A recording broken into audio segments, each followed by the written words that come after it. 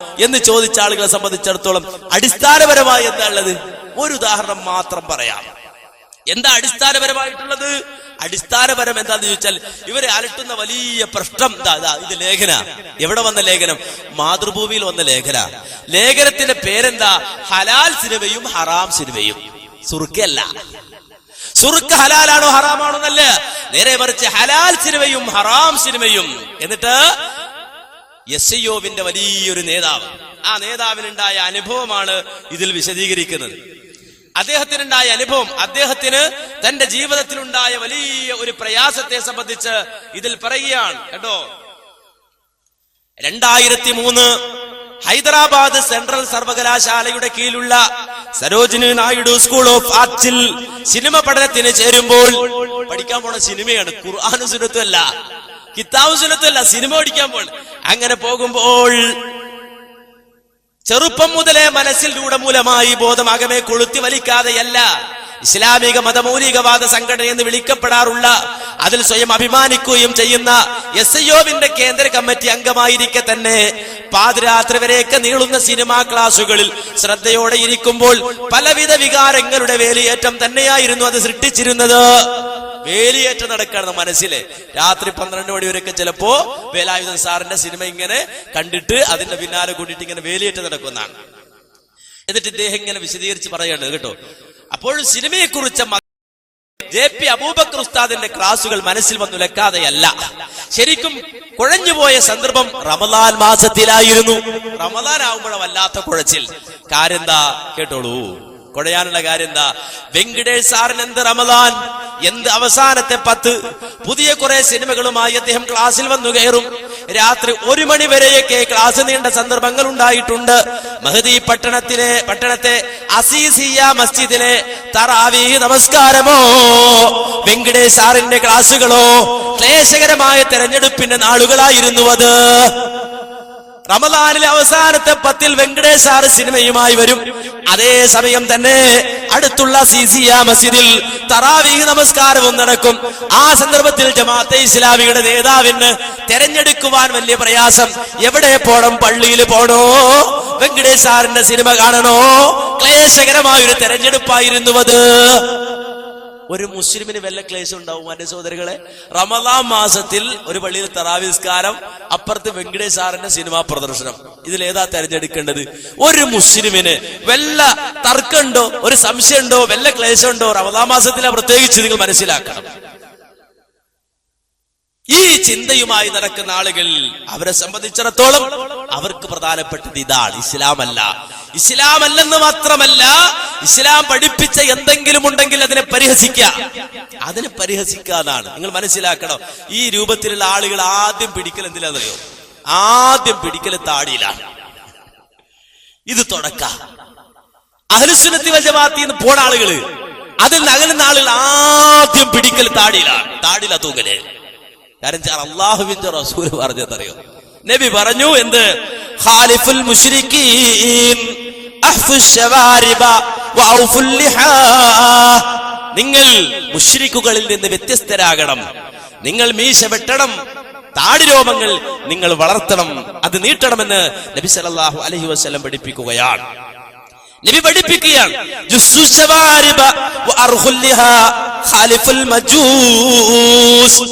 നിങ്ങൾ മീശ ചെറുതാക്കുകയും മീശ വെട്ടുകയും താടി നീട്ടുകയും ചെയ്യുക. നിങ്ങൾ മജൂസികളിൽ നിന്ന് വ്യത്യസ്തരാകണം. മുഹമ്മദ് മുസ്തഫ സല്ലല്ലാഹു അലൈഹി വസല്ലം പഠിപ്പിക്കുകയാണ്. ഇതിലാണ് ഏറ്റവും വലിയ പ്രശ്നം. ഇതിലാ പിന്നെ ഏറ്റവും വലിയ പ്രശ്നം. പിന്നെ ഇതിനെ പരിഹസിക്കുക, ഇതിനെ ആക്ഷേപിക്കുക. വളരെ വ്യക്തമായി നിങ്ങൾ കേട്ടോളൂ. അതാണ് അത്തഹിയ്യാത്തിൽ വിരലനക്കുക, താടിയുടെ നീളം, ദുആയിൽ കൈ ഉയർത്തുക. എന്ത് ചരിത്രം വിഷയങ്ങളൊക്കെ പ്രധാനപ്പെട്ട മതപരമായ ചർച്ചകളായി. വൈക്കം മുഹമ്മദ് ബഷീർ മുമ്പ് രോമമതം എന്ന് വിളിച്ചിട്ടുണ്ട് ഒരു വിഭാഗത്തെ. രോമമതം ആ അവസ്ഥയിലേക്ക് പോയി. താടി കത്തിരിക്കാൻ പാടില്ല എന്നപ്പ പറയുന്നത്. ഒരു മുജാഹിദ് സുഹൃത്തിനെ, ഒരു പ്ലസ് ടുവിന് പഠിക്കുന്ന ഒരു സുഹൃത്തിനെ കോഴിക്കോട്ട് ഒരു പുസ്തകമേളയിൽ വെച്ച് കണ്ടു. അവൻ എൻ്റെ അടുത്ത് വന്ന് സംസാരിച്ചു. അപ്പോൾ അവൻ്റെ താടിയിൽ 4-5 രോമങ്ങൾ ഇങ്ങനെ നീണ്ടു നിൽക്കണം. പ്ലസ് ടുവിന് പഠിക്കുക. അപ്പം ഞാൻ ചോദിച്ചു, ഇതെന്താ ഒരു 5-6 എണ്ണം മാത്രം ഇങ്ങനെ കാണുന്നു? അത് താടി രോമം വരാൻ തുടങ്ങിയ പിന്നെ കത്തിരിക്കാൻ പാടില്ല. ഞാൻ ചോദിച്ചു, അത് താടി ശരിക്കൊന്ന് വരാൻ തുടങ്ങിയിട്ട് പോരെ? താടിയിൽ ഒരു രോമം മുളച്ചാൽ അത് അങ്ങനെ തന്നെ വിടണം. ഞാൻ വളരെ പതുക്കെ ചോദിച്ചു. അത് ഉറക്കെ ആയി പോകുന്നത് ഈ മൈക്കിലായതുകൊണ്ടാണ്, എന്നോട് ക്ഷമിക്കുക. നിങ്ങൾ TP അബ്ദുള്ള കോയ ബഹുമാന്യനായ TP അബ്ദുള്ള കോയ മദനിയെ കുറിച്ച് അപ്പോൾ നിങ്ങൾ എന്താ പറയാ? ഇവന് മറുപടി ഇല്ല. കുറച്ചു നേരം പരിങ്ങിയിട്ട് പറഞ്ഞു, ഞങ്ങൾ വളരെ വൈകാതെ അദ്ദേഹത്തെ പുറത്താക്കും. നിങ്ങൾ ആലോചിച്ച് നോക്കൂ. ഇത് വൈക്കം മുഹമ്മദ് ബഷീർ വളരെ മനോഹരമായിട്ടാണ് ഇത്തരം ചർച്ചകളെ രോമമതം എന്ന് പറഞ്ഞത്. രോമമതം എന്ന് ഇത്തരം ചർച്ചകളെ പറ്റി ബഷീർ പറഞ്ഞിട്ടില്ല. അത് ബഷീറിന്റെ പേരുള്ള വേറൊരു കളവ്. ബഷീർ രോമമതം എന്ന് പറഞ്ഞെന്താ? നമ്മുടെ കാന്തപുരം മുസ്ലിം നടത്തുന്ന മുടി ജ്യൂസിനെ പറ്റിയിട്ടാണ്. അതുമായി ബന്ധപ്പെട്ട് മൂപ്പര് പണ്ട് കറങ്ങാൻ പോയപ്പോ ഇതുപോലൊരു മുടി കണ്ട് അങ്ങനെ മുടി കാണാൻ പോയ കഥ പറഞ്ഞിട്ടാണ് വൈക്കം മുഹമ്മദ് ബഷീർ ഈ രോമമതത്തെ കുറിച്ച് പറഞ്ഞു. മൂപ്പരെ താടിമേ കൊളുത്തി. ഈ താടിയിൽ തീ കൊളുത്താൻ നടക്കുന്ന ആൾക്കാരെ നിങ്ങൾ ശ്രദ്ധിച്ചോ. അവരെ സംബന്ധിച്ച് തുടക്കമായിരിക്കും ഇത്തരം ചിന്തകൾ. ഇത്തരം ആളുകൾക്ക് എപ്പോഴുണ്ടാവും. എന്റെ മൂപ്പര് കഥ ഉണ്ടാക്കുക. MSM ഒരു കുട്ടിയെ കണ്ടുന്നാണ്. അങ്ങനെ കണ്ടപ്പോ മൂപ്പർക്ക് താടി. അപ്പൊ എന്തിനാ മോനെ താടി വെച്ചത്? ഇയാൾക്ക് പ്രയാസം. ഓന്റെ മുഖത്താ താടിയുള്ളത്, ഇയാൾക്ക് എന്തിനാ പ്രയാസം? വേറൊരുത്തന്റെ മുഖത്ത് പിന്നെ താടി ഉണ്ടെങ്കിൽ ഇയാളെന്തിനാ പ്രയാസം? നിനക്കെന്തിനാണ് താടി എന്നാണ് ഇയാൾ ചോദിക്കണ്ടേ. പറഞ്ഞ എനിക്ക് 2 രോമം മുളച്ചിട്ടുണ്ട്, അത് ഞാൻ വളർത്താണ്, ആ സുന്നത്തിന് വേണ്ടി വളർത്താണ്. ഇയാൾക്ക് സഹിക്കണില്ല. ഇയാൾ അതെന്തിനാ വളർത്തണത്? അല്ല, ഞാൻ ഇത് വളർത്തണം, വിട്ടേക്കണം എന്നല്ലേ നബി പറഞ്ഞത്, അതുകൊണ്ട് ഞാൻ വിട്ടേക്കാണ്. അത് പറ്റൂല, അത് പറ്റൂലെന്ന് മൂപ്പര്. അല്ല, അത് പറ്റും മറ്റേ കുട്ടിയോ. അവ പറയാ അങ്ങനെയാണ് ഇവര് TPയോ. അപ്പൊ TP പുറത്താക്കുന്ന MSM കുട്ടി പറഞ്ഞു എന്നാ. TP താടി വിരോധിയാണെന്ന് വരുത്തി തീർക്കാനുള്ള ശ്രമം കൂടെ ഉണ്ട് അതിന്. ഒരിക്കലും TP താടി വിരോധിയല്ല, താടി വിരോധിയല്ല, താടി ഒഴിവാക്കണമെന്ന് പറയുന്ന ആളുമല്ല. ആയിക്കോട്ടെ, ഇനി അങ്ങനെ പറഞ്ഞു തന്നെ സങ്കല്പിക്കുക. ആ സങ്കല്പം വെച്ചിട്ട് നിങ്ങൾ ചിന്തിക്കുക, എന്താണ് ഇദ്ദേഹം ഈ കുട്ടിയോട് പറയാണ് TPക്ക് അങ്ങനെയാണെങ്കിൽ TPയോ. അപ്പൊ TPയെ ഞങ്ങൾ പുറത്താക്കും, ഉടൻ തന്നെ പുറത്താക്കുന്ന ആ കുട്ടി പറഞ്ഞു എന്നാ. പച്ച നുണയാണ് പറഞ്ഞത്, കളവാണ് പറഞ്ഞത്. തെളിയിക്കാൻ കഴിയില്ല. മുമ്പും പറഞ്ഞിട്ട് തെളിയിക്കാൻ കഴിഞ്ഞിട്ടില്ല, ഇനി ഒട്ടും തെളിയിക്കാൻ കഴിയില്ല. പച്ചക്കളവാണ്. ഒരു MSM കുട്ടി അത് പറയില്ല. ഒരു MSM കുട്ടിയോടാണ്, അല്ലെങ്കിൽ ഒരു മുജാഹിദ് കുട്ടിയോടാണ് നിങ്ങൾ ആ ചോദ്യം ചോദിച്ചതെങ്കിൽ ആ കുട്ടി പറയുന്ന മറുപടി എന്റെ നബി മുഹമ്മദ് മുസ്തഫ സല്ലല്ലാഹു അലൈഹി വസല്ലമയാണ്, അല്ലാതെ വേറൊരാളല്ല. എന്റെ നബി, എന്റെ പ്രവാചകൻ മുഹമ്മദ് മുസ്തഫ സല്ലല്ലാഹു അലൈഹി വസല്ലമയാണ്. ഞാൻ സ്വീകരിക്കേണ്ടത് മുഹമ്മദ് നബിയാണ്, അല്ലാതെ വേറെ ഏതെങ്കിലും ഒരാളെ ചൂണ്ടിയിട്ട് അയാള് എന്താ അങ്ങനെ, അതുപോലെ എന്താ നീയാകാത്തത് എന്നോട് ചോദിക്കണ്ട. എന്നോട് ചോദിക്കേണ്ടത് മുഹമ്മദ് മുസ്തഫ സല്ലല്ലാഹു അലൈഹി വസല്ലമ എന്ത് ചെയ്തു എന്ന രൂപത്തിലായിരിക്കണം, നബിയുടെ പ്രവർത്തനം എന്തായിരിക്കണം എന്ന രൂപത്തിലായിരിക്കണം. അപ്പോ ഈ രൂപത്തിൽ താടിയോട് പരിഹാസം. ഈ മാത്രല്ല, ഈ അടുത്ത സമയത്ത് ഒരു സുല്ലബി, അയാൾ ഫനാർ എന്ന് പറഞ്ഞൊരു മാസികയിൽ എഴുതി എന്താ, താടി വെക്കുന്നതിനെതിരെ മൂപ്പര് ശക്തമായ ലേഖനാണ്. എന്നിട്ട് അയാള് ന്യായീകരിക്കാൻ എന്ത്, അള്ളാന്റെ റസൂല് പറഞ്ഞത് ഇന്നല്ലാഹ ജമീലുൻ യുഹിബ്ബുൽ ജമാല, അല്ല സുന്ദരനാണ്, അല്ല സൗന്ദര്യത്തെ ഇഷ്ടപ്പെടുന്നു എന്നാണ്. അതുകൊണ്ട് താടി പിടിക്കണേ കണ്ടോ. അള്ളക്ക് വല്ലാത്ത ഇഷ്ടമാണ് സൗന്ദര്യം. അല്ല സുന്ദരനാണ്, അള്ളാഹുവിനെ സംബന്ധിച്ചിടത്തോളം സൗന്ദര്യം ഇഷ്ടമാണ്, അതുകൊണ്ട് താടി പഠിക്കണേ. ആരാ പറഞ്ഞത്? ആരാത് പറഞ്ഞത്? മുഹമ്മദ് മുസ്തഫ സല്ലല്ലാഹു അലൈഹി വസല്ലം. ആ നബിക്ക് താടി ഉണ്ടായിരുന്നോ? നബിക്ക് താടി ഉണ്ടായിരുന്നോ? അപ്പൊ നബിക്ക് സൗന്ദര്യം ഉണ്ടായിട്ടില്ലേ? നബിക്ക് സൗന്ദര്യം ഉണ്ടായിട്ടില്ലേ? ഇന്നല്ലാഹ ജമീലുൻ യുഹിബ്ബുൽ ജമാല എന്ന് പറഞ്ഞത് താടിയുള്ള പ്രവാചകൻ അഷ്റഫുൽ ഖൽഖ് മുഹമ്മദ് മുസ്തഫ സല്ലല്ലാഹു അലൈഹി വസല്ലമയാണ്. മൂപ്പരിങ്ങനെ വടിച്ച് ഒരു പ്രത്യേക ആകൃതിയിൽ ചില വസ്ത്രങ്ങൾ ഉണക്കാനിട്ട പോലെ താടിയൊക്കെ ആക്കി അങ്ങ് റെഡിക്ക് വന്ന് കണ്ണാടിന് മുമ്പ് ഇരിക്കുമ്പോഴാ മൂപ്പർക്ക് സൗന്ദര്യം തോന്നുന്നത്. മൂപ്പർക്കപ്പഴാ സൗന്ദര്യം തോന്നണ. എന്നാൽ ഉമ്മുൽ മുഅ്മിനീൻ മഹദി ആയിഷത്തു സിദ്ദീഖ റളിയല്ലാഹു അൻഹ പറഞ്ഞു, സീനത്തുർ റജുലി അൽ-ലിഹ്യതു, സീനത്തുർ റജുലി അൽ-ലിഹ്യ, ഒരു പുരുഷന്റെ ഭംഗി അത് താടിയാണ്. ഉമ്മുൽ മുഅ്മിനീൻ ആയിഷത്തു സിദ്ദീഖ റളിയല്ലാഹു അൻഹ, അതാണ് ഭംഗി. അപ്പോ നിങ്ങൾ മനസ്സിലാക്കണം, ഇതിനെതിരെ ശക്തമായ പ്രചരണം, ശക്തമായ പ്രചാരവേലകൾ, ശക്തമായ പ്രചണ്ഡമായ പ്രചാരവേലകൾ. ശരി, ഒരാൾ താടി വെക്കും, അത് പാടില്ല. എങ്കിലോ ഒരു മുസ്ലിമിനെ സംബന്ധിച്ചിടത്തോളം അവന്റെ ജീവിതത്തിലെ പ്രഖ്യാപിത ലക്ഷ്യമായി, അവന്റെ മുദ്രാവാക്യമായി അവൻ കൊണ്ടു നടക്കുന്നത് എന്താണ്? തൗഹീദാണ്. ലാ ഇലാഹ ഇല്ലല്ലാഹ് മുഹമ്മദുർ റസൂലുള്ളാഹ് എന്ന പ്രഖ്യാപനമാണ്. തൗഹീദാണ് അവന്റെ അടിസ്ഥാന ആദർശം. ഈ തൗഹീദിന്റെ കാര്യത്തിൽ വിട്ടുവീഴ്ച വരുത്തുന്ന ആളുകളെ സംബന്ധിച്ചിടത്തോളം അവരോടുള്ള നിലപാടോ, ആ നിലപാട് അഴകുടമ്പൻ നിലപാട്, ആ നിലപാട് അഴകുടമ്പൻ നിലപാട്. ഒരു മുസ്ലിമിനെ സംബന്ധിച്ചിടത്തോളം ഏറ്റവും അധികം സഹിഷ്ണുതയും നന്മയും കൈവരിച്ചവനായിരിക്കും അവൻ. പക്ഷെ അവന്റെ ആദർശം അത് തെളിമയുള്ളതാണ്. ഒരു അമുസ്ലിം സഹോദരനെ വിളിച്ചിട്ട് ചോദിക്കൂ, മുസ്ലിങ്ങളുടെ വിഗ്രഹം എന്താ? അവര് പറയും അവർക്ക് വിഗ്രഹം ഇല്ല എന്ന് പറയുന്ന ആളുകളാണ് മുസ്ലിങ്ങൾ. അള്ളാഹുവിനെ മാത്രം ആരാധിക്കണമെന്ന് പറയുന്നവരാണ് മുസ്ലിങ്ങൾ. അതാണ് അവരുടെ ഐഡന്റിറ്റി. വിഗ്രഹമില്ലാത്തവരാണ്, വിഗ്രഹങ്ങളെ സ്ഥാപിക്കാത്തവരാണ്. എന്നാൽ ഒരു അമുസ്ലിം പോലും തിരിച്ചറിഞ്ഞ ഈ യാഥാർത്ഥ്യത്തിൽ നിന്ന് വ്യത്യസ്തമായി ഒരു മൗലവി, അദ്ദേഹം റമദാൻ മാസത്തിൽ നമസ്കരിക്കാൻ പോവുകയാണ് ഇവിടെ ക്ഷേത്രത്തിൽ. എന്നിട്ട് അദ്ദേഹം അവിടെ വെച്ചുകൊണ്ട് പ്രസംഗിച്ച പ്രസംഗം എന്താ? സെപ്റ്റംബർ 5 മുതൽ 9 വരെ എല്ലാ ദിവസവും 6 മുതൽ 7:30 വരെ നടന്ന ഭജഗോവിന്ദം ജ്ഞാനയജ്ഞം ഉദ്ഘാടനം ചെയ്തത് പാളയം ജുമാ മസ്ജിദ് ഇമാം ജലാലുദ്ദീൻ മങ്കടയാണ്. ആദിശങ്കര വിരചിതമായ ഭജഗോവിന്ദത്തെ അടിസ്ഥാനമാക്കിയുള്ള സ്വാമി സന്ദീപനാനന്ദഗിരിയുടെ ജ്ഞാനയജ്ഞം റമദാൻ പുണ്യമാസത്തിൽ ഉദ്ഘാടനം ചെയ്യാനായത് പ്രപഞ്ചനാഥന്റെ അനുഗ്രഹത്താലാണെന്ന് മൗലവി പ്രസ്താവിച്ചു. ഈ ഭജഗോവിന്ദം ജ്ഞാനയജ്ഞം റമദാൻ മാസത്തിൽ ഉദ്ഘാടനം ചെയ്ത അള്ളാഹുവിന്റെ തൗഫീഖ് കൊണ്ടാണ് എന്ന് മൗലവി പ്രസ്താവിച്ചു. ഉദ്ഘാടന സമ്മേളനത്തിന് ശേഷം ആശ്രമത്തിലെ അന്യക്ഷേത്രത്തിൽ വെച്ച് സ്വാമിജിയോടൊപ്പം മൗലവി നോമ്പ് മുറിക്കുകയും ഗീതാക്ഷേത്രം എന്ന വിശുദ്ധ വേദിയിൽ നിസ്കരിക്കുകയും ചെയ്തു. അവിടെ തന്നെ മൂപ്പര് നിസ്കരിക്കുകയും ചെയ്തു. ഇത് മതസൗഹാർദ്ദമായി മൂപ്പര് പറയാ, മതസൗഹാർദ്ദത്തിന്റെ പ്രതീകമായി എഴുതിവിടുകയാണ്. ഇത് പിറവി എന്ന് പറഞ്ഞിട്ട് അതുമായി ബന്ധപ്പെട്ട ആളുകൾ തന്നെ പുറത്തിറങ്ങിയ മാസികയിലാണ് ഉള്ളത്. പരിശുദ്ധ റമദാനിൽ ക്ഷേത്രത്തിൽ വെച്ച് നോമ്പ് മുറിക്കുകയും അവിടെ നമസ്കരിക്കുകയും ചെയ്തു. ഇത് ഇസ്ലാമികമാണോ? ഒരു മുസ്ലിമിനെ സംബന്ധിച്ചിടത്തോളം ചെയ്യാൻ കഴിയുന്നതാണോ? അല്ല. എന്തുകൊണ്ട്? അവന്റെ ആദർശവുമായി ബന്ധപ്പെട്ടതല്ല. അവന്റെ ആദർശത്തിനെതിരാണ്, അവന്റെ വിശ്വാസത്തിനെതിരാണ്.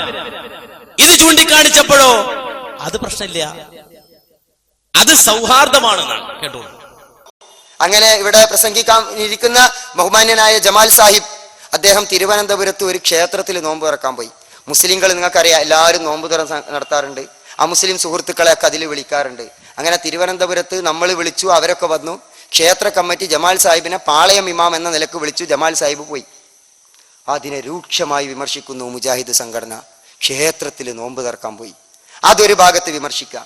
ജമാഅത്തെ ഇസ്ലാമി ഓണം ആഘോഷിക്കാൻ കഴിയാത്ത ഹൈന്ദവ സഹോദരന്മാർക്ക് ഓണാഘോഷത്തിന് ഓണക്കിറ്റുകൾ കൊടുക്കും, അതിനെ വിമർശിക്കുക. ഇതൊക്കെ വിമർശിച്ചിട്ട് ബഹുസ്വര സമൂഹത്തിന് ചേരാത്ത അജണ്ട ഏറ്റെടുക്കുക. എന്നിട്ട് മറുഭാഗത്ത് വന്നിട്ട് ജമാഅത്തെ ഇസ്ലാമിയിൽ തീവ്രവാദവും വർഗീയതയെ ആരോപിക്കുക. കണ്ടോ? അപ്പോ വർഗീയത ഇല്ലാതാകാൻ മതസൗഹാർദ്ദം വേണം. മതസൗഹാർദ്ദം എന്ന് പറഞ്ഞാൽ എന്താ? മതസൗഹാർദ്ദം എന്ന് പറഞ്ഞാൽ എന്താ? ഒരു സ്വാമി ക്ഷേത്രത്തിൽ പൂജ ചെയ്തൊരു സ്വാമി വിളിച്ചോണ്ട് വരിക, എന്നിട്ട് നമ്മുടെ പള്ളിയിൽ കൊണ്ടുവന്നിട്ട് അവിടെ എത്തിയിട്ട് അദ്ദേഹത്തിന്റെ കാവ്യമുണ്ടൊക്കെ മാറ്റി വെള്ളക്കുപ്പായി ഇടിക്കുക, വെള്ള തുണി ഇടിപ്പിക്കുക, നല്ലൊരു തലപ്പാവ് കെട്ടിക്കൊടുക്കും. സ്വാമി ഇവിടെ ഇരുന്നോ? എന്നിട്ട് പള്ളിയിലെ മൊയിലാരെ നേരെ പുറത്തേക്ക് കൊണ്ടുപോവാ, എന്നിട്ട് കാവിത്തുണിയും കാവിപ്പുതപ്പും കൊടുക്കുക, എന്നിട്ട് നെറ്റിയിലൊരു കുറിയും തൊട്ട് കൊടുക്കുക, മൊയിലാരി വിടുന്നു. മതസൗഹാർദ്ദമാണ്. ഇതാണോ മതസൗഹാർദ്ദം? ഇതാണോ മതം? അല്ലെങ്കിൽ ഒരു സ്വാമിയെ കൊണ്ടുവന്നിട്ട് ഒരു ക്രിസ്തീയ പള്ളിയിൽ കൊണ്ടുപോയി കൊന്തയിട്ട് കൊടുക്കുക, സ്വാമി കൊന്തയായിട്ട് ഇവിടെ ഇരുന്നോ എന്ന് പറഞ്ഞു. ഇതാണോ മതസൗഹാർദ്ദം? അങ്ങനെ ഒരു സ്വാമി ചെയ്താൽ തന്റെ മതത്തോട് കൂറില്ലാത്ത ആളാണ് അദ്ദേഹം. തന്റെ വിശ്വാസത്തോട്, തന്റെ ആചാരത്തോട് ഭക്തിയില്ലാത്ത ആളാണ് അദ്ദേഹം. തന്റെ വിശ്വാസത്തോട് കൂറില്ലാത്ത ആളാണ് അദ്ദേഹം. ഒരച്ഛൻ അങ്ങനെയാണ്, അങ്ങനെ ചെയ്താൽ മതസൗഹാർദ്ദത്തിന് വേണ്ടിയാണെന്ന് പറഞ്ഞിട്ട് അങ്ങനെ ചെയ്താൽ അദ്ദേഹത്തിന് തന്റെ വിശ്വാസത്തോട് കൂറില്ല. ഒരു മുസ്ലിം പണ്ഡിതൻ അത് ചെയ്താൽ തന്റെ വിശ്വാസത്തോട് കൂറില്ല. അത് മതസൗഹാർദ്ദമായിട്ട് ലോകത്താരും മനസ്സിലാക്കിയിട്ടില്ല.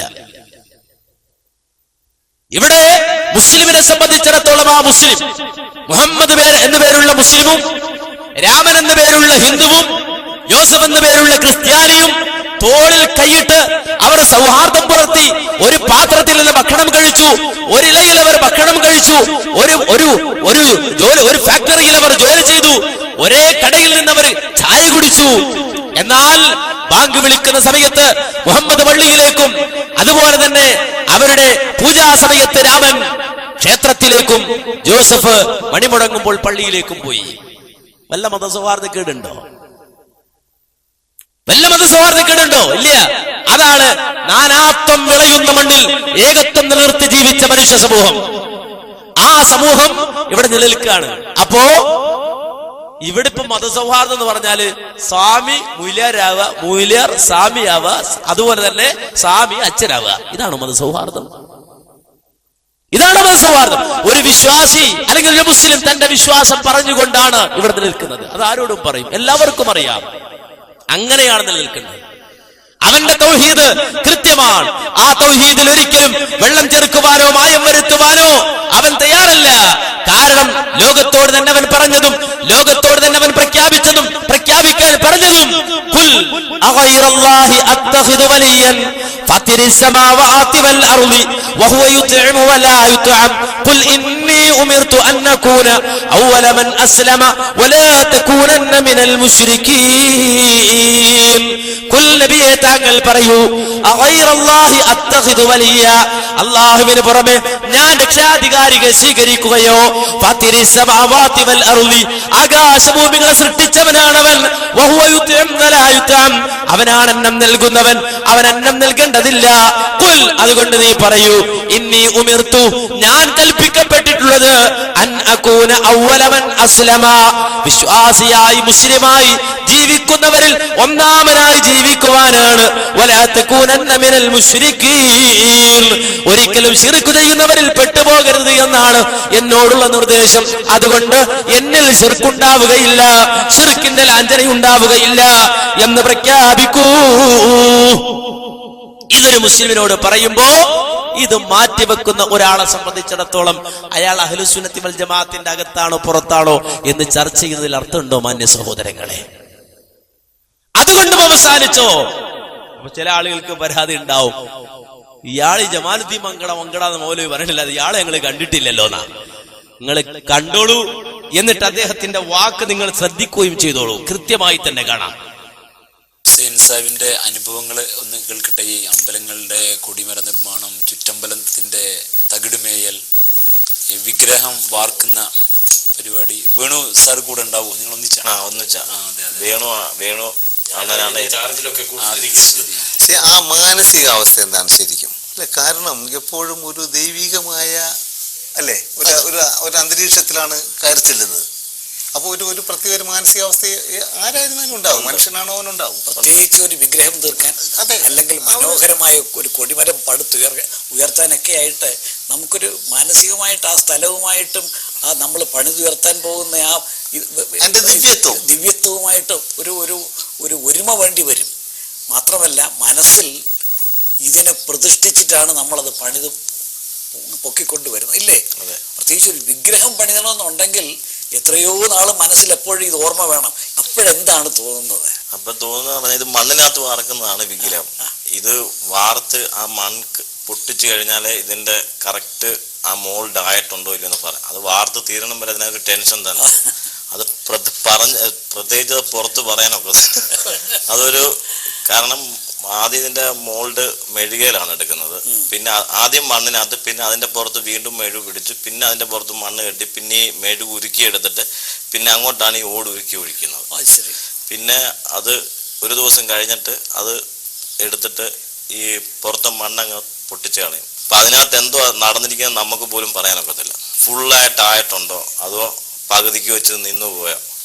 ഈ ഓട് പാഞ്ഞു ചെല്ലണ്ട ഇത്രയും ഭാഗത്ത്. അപ്പൊ അത് അതിന്റെ ആ മോൾഡ് എടുത്ത് വെളിയിലെടുത്ത് പൊട്ടിക്കുന്നിടം വരെ ഒരു ടെൻഷൻ തന്നെ അത്. ഏറ്റവും വലിയ കൊടിമരം ഏതായിരുന്നു? ഏറ്റവും വലിയ കൊടിമരം ചെയ്തിരിക്കുന്നത് 29 പറയുടെ കൊടിമരം ആയൂർ ഏറ്റവും അതിശയം തോന്നിയത് ഈ പഞ്ചലോഹ കൊടിമരമാണ്. കാരണം അമിതമായ വെയിറ്റ് അല്ലേ നമ്മൾ പടുത്ത് ഉയർത്താൻ പോകുന്നത്. അതെ. പിന്നെ ഗുരുദേവ പ്രതിമകള്, ഗുരുദേവന്റെ പഞ്ചലോക പ്രതിമകള് അതും ചെയ്യുന്നുണ്ട്. ഈ പ്രതിമകൾക്കൊക്കെ പ്രത്യേകം വർക്ക്ഷോപ്പാണോ അതോ സൈറ്റിൽ പോയിട്ടാണോ? അതെ, അത് അമ്പലക്കാർ പറയും ഇവിടെ വന്നിട്ട് കൊടിമരം തന്നെയാണെങ്കിൽ തന്നെ അമ്പലത്തിൽ ചെന്നിട്ട് ചെയ്യാൻ പറഞ്ഞാൽ അവിടെ പോയിരുന്ന് ചെയ്തു കൊടുക്കും. വിഗ്രഹമാണെങ്കിലും വീട്ടിൽ വെച്ച് തന്നെ ചെയ്യുന്നത് അവർ ഇഷ്ടമാണ്. ചിലവർ പറയും അമ്പലത്തിൽ വന്നിട്ട് ചെയ്യാൻ പറയും, ചിലവർ പറയും ചെയ്ത് കൊണ്ടുവന്നാമെന്ന് പറയും, ചിലവർ പിന്നെ വന്ന അമ്പടിയായിട്ട് വലിയ കുറെ ഘോഷയാത്രയായിട്ടായിരിക്കും കൊണ്ടുപോകുന്നത്. പടച്ചതമ്പുരാൻ ഈശ്വരൻ നമ്മളെ സൃഷ്ടിച്ചത് ഇങ്ങനെ പരസ്പരം സഹകരിച്ച് ജീവിക്കാൻ കഴിയൂ എന്നതാണ്. അപ്പോൾ ഹിന്ദുവായി ഹിന്ദു ധർമ്മം മുറുകെ പിടിച്ചുകൊണ്ടിരിക്കുന്ന ബഹുമാന്യനായ ഗോപാലേട്ടൻ, അദ്ദേഹമാണ് ഞങ്ങളുടെ പള്ളി ചെയ്തുകൊണ്ടിരിക്കുന്നത്. തെക്കൻ കേരളത്തിൽ അദ്ദേഹത്തെ കൺസൾട്ട് ചെയ്യാതെ ഒരു പള്ളിക്കാരും മുന്നോട്ട് പോകുന്നില്ല. തൃശ്ശൂരിൽ നിന്നൊരു കൂട്ടർ വന്നിരിക്കുന്നത്, അവരെനിക്ക് പരിചയമുള്ളവരാ. അപ്പോൾ ഗോപാല സാറിനെ തേടി വന്നതാ അവിടുത്തെ ഒരു പള്ളി പുതുക്കി പണിയാൻ. അതുപോലെ ഇപ്പോൾ ഹുസൈൻ വേണു ഒരു കൂട്ടുകെട്ടുണ്ട് ഇവിടെ നമ്മുടെ മുമ്പിൽ. അമ്പലം ആവട്ടെ, ചർച്ചിന്റെ കുടിമരമാവട്ടെ, വിഗ്രഹത്തിന്റെ വാർപ്പാവട്ടെ, എല്ലാം ചെയ്യാൻ അവരെ ആശ്രയിക്കാൻ ഹൈന്ദവ സമൂഹത്തിന് മടിയില്ല. അപ്പൊ ഞാൻ പറഞ്ഞത് ഈ ഒരു കൂട്ടായ്മ ഉണ്ട് നമുക്കിടയിൽ. അങ്ങനെയാണ് ദൈവത്തിന്റെ സൃഷ്ടിപ്പ് തന്നെ. വിശ്വാസപരമായി ഇതിലൊക്കെ ചിലപ്പോൾ വിയോജിപ്പുകളോ ചില വ്യത്യാസങ്ങളുണ്ടാവും. പക്ഷെ ആ വിയോജിപ്പുകൾക്കപ്പുറത്ത് നമുക്ക് നാം തിരിച്ചറിയേണ്ടുന്ന ഒരു വശം ഇതാണ്: നമ്മൾ സഹകരിച്ചും ആദരിച്ചും. ഇപ്പോൾ ഹുസൈൻ മതവിശ്വാസി, മുസ്ലിം മതവിശ്വാസി ആയിരിക്കെ തന്നെ അമ്പലക്കാരുടെ നിഷ്ഠ അനുസരിച്ച് തന്നെ വിഗ്രഹം ചെയ്യുന്ന, കൊടിമരം ചെയ്യുന്ന, അതിൽ കാണിക്കുന്ന ഒരു, അതെ, അദ്ദേഹം മുസ്ലിം ആദർശം വിശ്വസിക്കുന്ന ആളാണ്. പക്ഷെ അദ്ദേഹത്തിന് ഇത് ചെയ്യാൻ ആ നിലക്ക് അതൊരു ജോലിയായി ഏറ്റെടുത്തുകൊണ്ട് ആ ആദരവോടെ ചെയ്തു കൊടുക്കും. ഇത് പരസ്പരം ആദരിക്കാനും ബഹുമാനിക്കാനും നമുക്ക് തടസ്സമൊന്നുമില്ല. കണ്ടോ എന്താ പറയേണ്ടത്? മാന്യ സഹോദരങ്ങളെ, മൂപ്പര് രോമവാദത്തിന്റെ ആളാട്ടോ. നല്ല രോമമുണ്ട്, പക്ഷെ മതമില്ല. അതാ പറ്റിയത്. മതമില്ല. മതം ഉണ്ടെങ്കിൽ മതമുള്ള ഒരാൾക്കത് പറയാൻ പറ്റും? ഇല്ല. ഇബ്രാഹിമിനെ അറിയുന്ന ഒരാളത് പറയോ? ഇല്ല. ഇബ്രാഹിം നബിയുടെ ചരിത്രം പഠിച്ച ഒരാളത് പറയോ? ഇല്ല. ലോകത്ത് കഴിഞ്ഞുപോയ നബിമാരുടെ, അമ്പിയാക്കന്മാരുടെ ചരിത്രം പഠിച്ച ഒരാളത് പറയോ? ഇല്ല. ഒരു മുസ്ലിം അത് പറയും? ഇല്ല. എന്താ സംഭവിച്ചത്? ഞാൻ ഇതിന് വിശദീകരിക്കണോ? ഇനി ആയത്ത് ഇത് തെറ്റാണെന്നുള്ളതിന് ആയത്ത് ഞാൻ ഒതുത്തരണോ? ഹദീസ് പറഞ്ഞു തരണോ? വേണ്ടല്ലോ. ഈ രൂപത്തിൽ വിശുദ്ധ ഇസ്ലാമിന്റെ അകക്കാമ്പ് തന്നെ പൊളിച്ചെടുത്തുന്ന ദുരവസ്ഥയിലേക്ക് മാറിപ്പോകുന്ന ആളുകളെ സംബന്ധിച്ചിടത്തോളം മാന്യ സഹോദരങ്ങളെ, വളരെ വ്യക്തമായി ഞാനും നിങ്ങൾ മനസ്സിലാക്കണം, ഇത് അഹ്ലുസുന്നത്താണെന്നോ ഇസ്ലാമാണെന്നോ പറയാൻ നമുക്ക് കഴിയില്ല. അഹ്ലുസുന്നത്താണെന്നോ ഇസ്ലാമാണെന്നോ പറയാൻ കഴിയില്ല. കാരണം ഇസ്ലാമിന് ഒരു ഐഡന്റിറ്റി ഉണ്ട്. ആ ഐഡന്റിറ്റി എന്താ? ഐഡന്റിറ്റി അതെ, അവൻ തെറ്റാണെന്ന് വിശ്വസിക്കുന്നതിൽ നിന്ന് പൂർണ്ണമായി അവൻ അകന്നു നിൽക്കണമെന്നതാണ്. യാതൊരു തരത്തിലും അതിനോട് സദൃശ്യമുള്ള പ്രവർത്തനം പോലും പാടില്ലെന്നതാണ്. നബി പറഞ്ഞു, മൻ തശബ്ബഹ ബിഖൗമിൻ ഫഹുവ മിൻഹും. ആരെങ്കിലും ഒരുത്തനോട് സദൃശ്യനായാൽ അവനും അവരിൽപ്പെട്ടവൻ തന്നെയാണ്. റസൂലുള്ളാഹിയുടെ നിർദ്ദേശം, ഖാലിഫുൽ മുശ്രിക്കീൻ. ശിർക്ക് ചെയ്യുന്നവരിൽ നിന്ന് നിങ്ങൾ വ്യത്യസ്തരാകണം. അതിന്റെ അടയാളം നിങ്ങളുടെ കേശാലങ്കാരങ്ങളിൽ പോലും ഉണ്ടാകണം. ഖാലിഫുൽ യഹൂദ്, നിങ്ങൾ യഹൂദികളിൽ നിന്ന് വ്യത്യസ്തരാകണം. യഹൂദികളിൽ നിന്ന് നിങ്ങൾ വ്യത്യസ്തരാകണം. ഖാലിഫുൽ മജൂസ്, മജൂസികളിൽ നിന്ന് നിങ്ങൾ വ്യത്യസ്തരാകണം. നബി സല്ലല്ലാഹു അലൈഹി വസല്ലമയുടെ വ്യത്യസ്തങ്ങളായ നിർദ്ദേശങ്ങളാണ് ഇസ്ലാം പഠിപ്പിച്ചതാണ്. ഇസ്ലാം അത് നിലനിർത്തിക്കൊണ്ടാണ് സ്നേഹവും കാരുണ്യവും അതുപോലെ തന്നെ ആർദ്രതയും നിലനിർത്തി നമ്മൾ മനസ്സിലാക്കണം. അവന്റെ വിശ്വാസവും അവന്റെ ആചാരവും സംരക്ഷിച്ചുകൊണ്ട് എല്ലാ രംഗത്തും ഈ നിലപാട് സ്വീകരിക്കണമെന്ന് ഇസ്ലാം പഠിപ്പിച്ചു. അവിടെ നിലപാടുകൾ പറഞ്ഞപ്പോൾ വളരെ വ്യക്തമായി ഇസ്ലാം പറഞ്ഞു, എന്ന് നിങ്ങൾ സാമ്രാജ്യത്വത്തിനെതിരാകണം എന്ന്. സാമ്രാജ്യത്വത്തിന് നിങ്ങൾ എതിരാകണമെന്ന്, അവരുമായി അണഞ്ഞ ബന്ധം സ്ഥാപിച്ചുകൂടെന്ന്, അവരുടെ നിലപാടുകൾക്കെതിരാകണമെന്ന്, അതിനോട് യോജിക്കാൻ, ഇസ്ലാമിന്റെ ആ നിലപാടിനോട് യോജിക്കാൻ ജമാഅത്തെ ഇസ്ലാമിക്ക് സാധിക്കുന്നില്ല എന്നതിന്റെ വ്യക്തമായ ഉദാഹരണങ്ങളാണ് നിങ്ങൾ കണ്ടത്. ഇനി നിങ്ങൾ നോക്കൂ, ഇനി നിങ്ങൾ ചിന്തിക്കൂ. ഞാനൊരു വാർത്ത നിങ്ങൾക്ക് വേണ്ടി വായിക്കുകയാണ്. അത് വായിക്കുന്നതിന് മുമ്പ് ചില രേഖകൾ നിങ്ങൾക്ക് മുന്നിൽ സമർപ്പിക്കുകയാണ്. എന്താണ് ആ രേഖ? ഒരു നോമ്പ് തുറ കേസാണ്, ഇതുപോലെ തന്നെ. പക്ഷേ ആ നോമ്പ് തുറ സ്പോൺസർ ചെയ്യുന്നതാരാ? American embassy. American embassy, united state of America. ആ അമേരിക്കൻ എംബസിയുടെ സീല് വെച്ചുകൊണ്ട് പ്രത്യേക ക്ഷണക്കത്ത് കൊടുത്തിട്ട് കേരളത്തിൽ ഇഫ്താർ നടത്താണ്. ക്ഷണക്കത്താണിത്, അമേരിക്കൻ എംബസിയുടെ ക്ഷണക്കത്ത്. ഈ ക്ഷണക്കത്തുമായി നടന്നവരാരാ? ഞാൻ പറയണ്ടല്ലോ, നിങ്ങൾക്കറിയാമല്ലോ, മടവൂരികളാണ് നമ്മുടെ നാട്ടിലെ മടവൂരികൾ. സ്വാഭാവികമായും മുസ്ലിമീങ്ങൾ, മുസ്ലിം സംഘടനകൾ സംശയിച്ചു, എന്തേ നിങ്ങളും ഈ അമേരിക്കൻ എംബസിയായിട്ട് ഇത്ര അടുപ്പോ? അപ്പോൾ ഇവര് മറുപടി പറയാം. എന്താ മറുപടി? ഞങ്ങളും അറിഞ്ഞില്ല, സമൂഹ മധ്യത്തിൽ തികച്ചും സുതാര്യമായി പ്രവർത്തിക്കുന്ന സംഘടനയാണ് മുജാഹിദ് സംഘടന. തെറ്റിദ്ധരിക്കരുത്, മുജാഹിദ് എന്ന് പറയുമ്പോ തെറ്റിദ്ധരിക്കാൻ പാടില്ല, കേട്ടോ. അതിന്റെ ഒരു പ്രവർത്തകനും ഇന്നേ വരെ ദുരൂഹ സാഹചര്യത്തിൽ പിടിക്കപ്പെടുകയോ വിചാരണ ചെയ്യപ്പെടുകയോ ചെയ്തിട്ടില്ല. മത തീവ്രവാദ സംഘടനകൾക്കാകട്ടെ ഇങ്ങനെ ഒരു പാരമ്പര്യമില്ല. ഒളിച്ചും പതുങ്ങിയും പ്രവർത്തിച്ചാണല്ലോ അവരുടെ ശീലം. എന്നാൽ ഉത്തരവാദിത്തപ്പെട്ട സംഘടന എന്ന നിലയിൽ സുതാര്യമായി ബന്ധപ്പെടുന്നവരോട് സഹകരിക്കാവുന്ന കാര്യങ്ങളിൽ സഹകരിക്കുകയാണ് മുജാഹിദുകളുടെ നയം എന്ന് പറഞ്ഞാൽ മുജാഹിദുകൾ എന്ന് വെട്ടിയിട്ട് മടവൂരികൾ എന്ന് നിങ്ങൾ ചേർത്ത് വായിക്കണം. ഒബാമയുടെ ഇഫ്താർ സംബന്ധിച്ച് കോൺസുലേറ്റിലെ ഉദ്യോഗസ്ഥർ നേതൃതലത്തിലുള്ളവരെ ഔദ്യോഗികമായി ക്ഷണിച്ചപ്പോൾ വിലാസം നൽകുകയും പങ്കെടുക്കുകയും ചെയ്തത് അതുകൊണ്ടാണ് എന്ന് പറഞ്ഞാൽ, ഒബാമയുടെ ഇഫ്താർ സംബന്ധിച്ച് കോൺസുലേറ്റ് ഉദ്യോഗസ്ഥർ നേതൃതലത്തിലുള്ളവരെ ഔദ്യോഗികമായി ക്ഷണിച്ചു എന്നുവെച്ചാൽ മടവൂരികളുടെ നേതാക്കളെ ക്ഷണിക്കാണ്. അപ്പോ ഒന്നും നോക്കിയില്ല, എഴുതി ഒപ്പിട്ട് റെഡിയാക്കി കൊടുത്തു എന്നാണ്. മറ്റു പലരുമായി ബന്ധപ്പെട്ട് വിലാസം ശേഖരിക്കുന്നുണ്ടെന്നും കോൺസുലേറ്റ് വൃത്തങ്ങൾ പറഞ്ഞിരുന്നു. എന്നാൽ ചില സംഘടനകൾ ക്ഷണിക്കപ്പെട്ടില്ലെന്നത് വാസ്തവമാണ്. എന്നിട്ട് അതിൽ ശേഷം പറഞ്ഞ അതിന് മുജാഹിദിനെ പഴിച്ചിട്ട് എന്ത് കാര്യം? മുജാഹിദ് എന്ന് പറഞ്ഞത് തെറ്റിദ്ധരിപ്പിക്കാൻ വേണ്ടിയാണ്. അതിന് മടവൂരികളെ പഴിച്ചിട്ട് എന്ത് കാര്യം?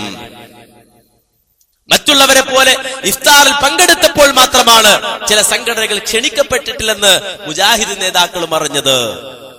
ഇങ്ങനെ പറഞ്ഞതിനെ ന്യായീകരിച്ചു പോവാണ്. എന്തിനാ ന്യായീകരിക്കുന്നത്? ഈ അമേരിക്കൻ എംബസിയുടെ ഇഫ്താർ നടത്തിയതിന്. അതിനു കുറച്ചു മുമ്പ് നമുക്ക് കാണാൻ കഴിഞ്ഞത് എന്താ? അതിന് കുറച്ചു മുമ്പ് നമുക്ക് കാണാൻ കഴിഞ്ഞത് മാർഗോ ബദ്റാൻ എന്ന് പറഞ്ഞിട്ടൊരു പെണ്ണ്. ആ പെണ്ണിനെ കോഴിക്കോട് കൊണ്ടുവന്നിട്ട് ഇവരുടെ ഇമാമുമാർക്ക്, ഖത്തീബുമാർക്ക് വാല് പറഞ്ഞു കൊടുക്കുന്ന ഒരാളുണ്ട്. അയാളുടെ നേതൃത്വത്തിൽ പ്രസ് ക്ലബിൽ വന്നിട്ട് പറയാണ്, നമ്മുടെ സഹോദരികൾ അവരുടെ വസ്ത്രധാരണം ശരിയല്ല, പർദ്ദ ശരിയല്ല. മാർഗോ ബദ്റാൻ എന്ന് പറയുന്ന ഒരു പെണ്ണിനെ കൊണ്ടുവന്നിരുത്തിയിട്ട് കോഴിക്കോട് വെച്ചുകൊണ്ട് പ്രസ്താവന ഇറക്കുകയാണ്, പർദ്ദ ശരിയല്ല. ഇതൊക്കെ കണ്ടപ്പോഴും കാണുന്നതിന് മുമ്പും നമുക്ക് വളരെ വ്യക്തമാണ് കാര്യം. എന്നാൽ ഇതെല്ലാം കഴിഞ്ഞ് അവസാനം ഈ അടുത്ത സമയത്ത് വീക്ക്ലീസ് രേഖകൾ പുറത്തു വന്നപ്പോഴോ കാന്തപുരൻ യാഥാസ്ഥികൻ മടവൂരിന് വിശാല കാഴ്ചപ്പാട്. വീക്ക്ലീസ് രേഖയിൽ എന്താണത്? മടവൂരിന് വിശാലായ കാഴ്ചപ്പാടാണല്ലോ. കാരണം കേരളത്തിൽ ഒരു നേതാവ് ഉണ്ടെങ്കിൽ ഹുസൈൻ മടവൂരേ ഉള്ളൂ. ആരാ? അമേരിക്ക പറയാ. വീക്ക്ലീസ് രേഖ പുറത്തു വരിക, കേട്ടോളൂ. പുകഴ്ത്തുക മാത്രമല്ല, രേഖയിൽ US ഉദ്ധരിക്കുന്ന ഏക മുസ്ലിം മത സംഘടനയും നേതാവും ഹുസൈൻ മടവൂരാണ്. കേരളത്തിൽ അംഗീകരിക്കാവുന്ന ഒരേ ഒരു സംഘടന, ആ സംഘടനയുണ്ടെങ്കിൽ അത് ഹുസൈൻ മടവൂരിന്റെ സംഘടനയും ഏതെങ്കിലും ഒരു നേതാവിനെ അംഗീകരിക്കാനുണ്ടെങ്കിൽ അത് ഹുസൈൻ മടവൂരിനെയുമാണെന്നാണ് വീക്ക്ലീസ് രേഖ, അമേരിക്കൻ രേഖ. കേട്ടോളൂ. കേരളത്തിലെ AP വിഭാഗം പോലും തീവ്രമായ ആശയങ്ങളെ പ്രോത്സാഹിപ്പിക്കുന്നില്ലെന്ന് മടവൂർ പറയുന്നു. നേരത്തെ ഇവർ ചില മതസംബന്ധമായ കൊലപാതകങ്ങൾ നടത്തിയിരുന്നെങ്കിലും കേരള സമയം എതിർത്തതോടെ അതിൽ നിന്ന് പിൻവാങ്ങി. NDF-ന് വലിയ തോതിലുള്ള ഭീകരപ്രവർത്തനങ്ങൾ നടത്താൻ കഴിവില്ലെങ്കിലും കുഴപ്പമുണ്ടാക്കാൻ ചെറിയ വിഭാഗം തീരുമാനിച്ചാൽ മതിയല്ലോ എന്നും മടവൂർ പറഞ്ഞതായും രേഖ പറയുന്നു.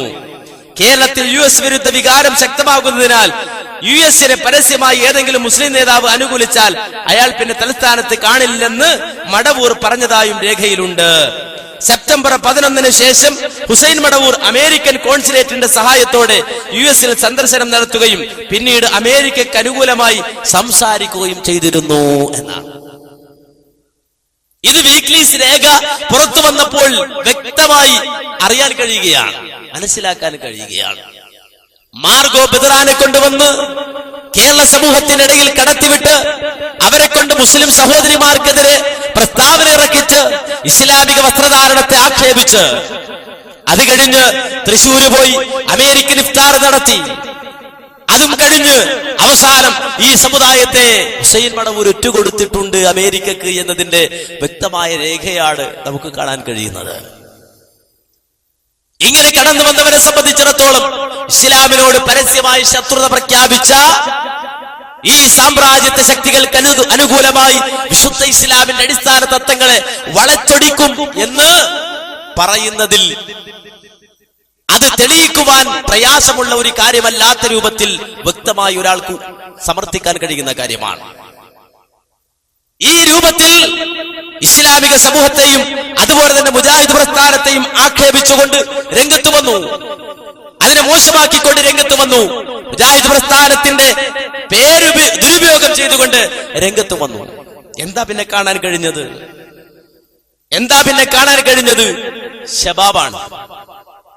ഈ ശബാബ്, ആ ശബാബിൽ ഒരു ലേഖനം, ആ ലേഖനത്തിൽ എന്താ ഉള്ളത്? ലേഖനത്തിൽ ഖസീദത്തുൽ ബുറുദ,